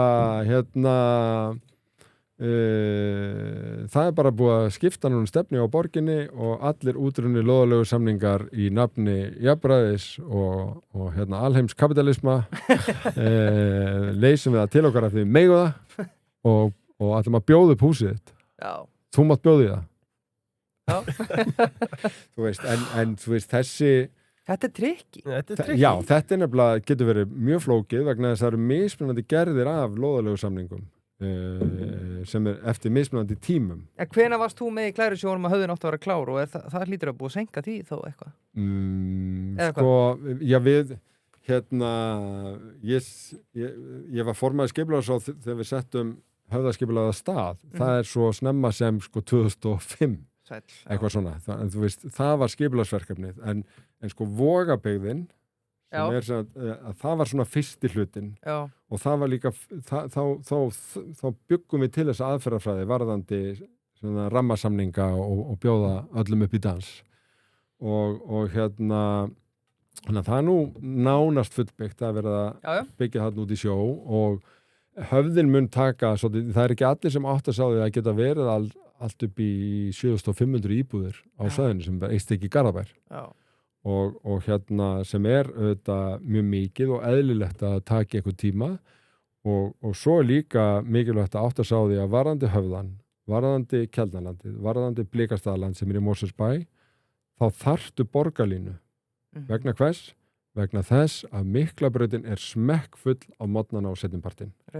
Og þú getur ekki bætt þessum hverfum við og allir með 2 bíla á heimili sem reyna að fara að Miklubrautina þú þarft að leysa samgöngunar á fjölbreyttari hátt og annars myndur þú ekki bara eyðileggja fyrir þeim sem er að flytja inn í þessu nýju hverfi, þú myndir líka eyðileggja fyrir þeim sem búi í Grafarvogi, þeim sem búi á Kjalnesi, þeim sem búi í Úlfarsárdal, þeim sem búi í Grafarholti, öllum og Mosfellsbæ, öllum sem nota Miklubrautina og mér hefur leið svo mikið hvaða pólariseruð umræða borgarlínuna og þessar samgönguhugsun vegna þess að hún er með lykilatriði að leysa málin líka fyrir þá sem að ætla að keyra. Vegna þess að þú veist, Miklabrautin er bara Miklabrautin og ef þú ætlar að sérstaklega það meiri segja algengt að þeir sem tala mest fyrir dreifingu byggðar séu mest á móti borgarlínunni þó þeir ættu í raun að elska hana vegna þess að dreifingarplönin ganga bara enga veginn upp ánennar. Já. Ég held að þetta er bara frábær lokaorð. Já, það var það. Bara, kannski, má ég koma við lokaspurning dagsins? Hvað var fólk að kjósa 29. ágúst og af hverju? Ef það spyr mig, þá myndi ég segja já. En það verður auðvitað hver og einn að finna það hjá sér. Það sem ég finnst skipta bara máli, það er ekkert hættulegt við að segja já. Það er ekkert annað sem gerist en að við förum í samningaviðræður og okkar samningafólk reynir að standa sig eins vel og það getur í samráði við rosalega marga í samfélaginu. Það var gert síðast til að móta samningsmarkmiðin og það er líka eins og ýmsir hafa nefnt sko ávísun á það að við höldum áfram að rífast hvernig hugsanlegu samningu getur verið ef við segjum nei. Því að þessi veruleiki sem við erum að reyna að ávarpa með lægri vöxtum og lægri verðbólgu er ekki að fara ef við segjum nei. Þannig að þá heldur bara svo umræða áfram. Dagur B. Eggertsson, takk fyrir daginn og takk fyrir komuna. Takk sem við leiðum.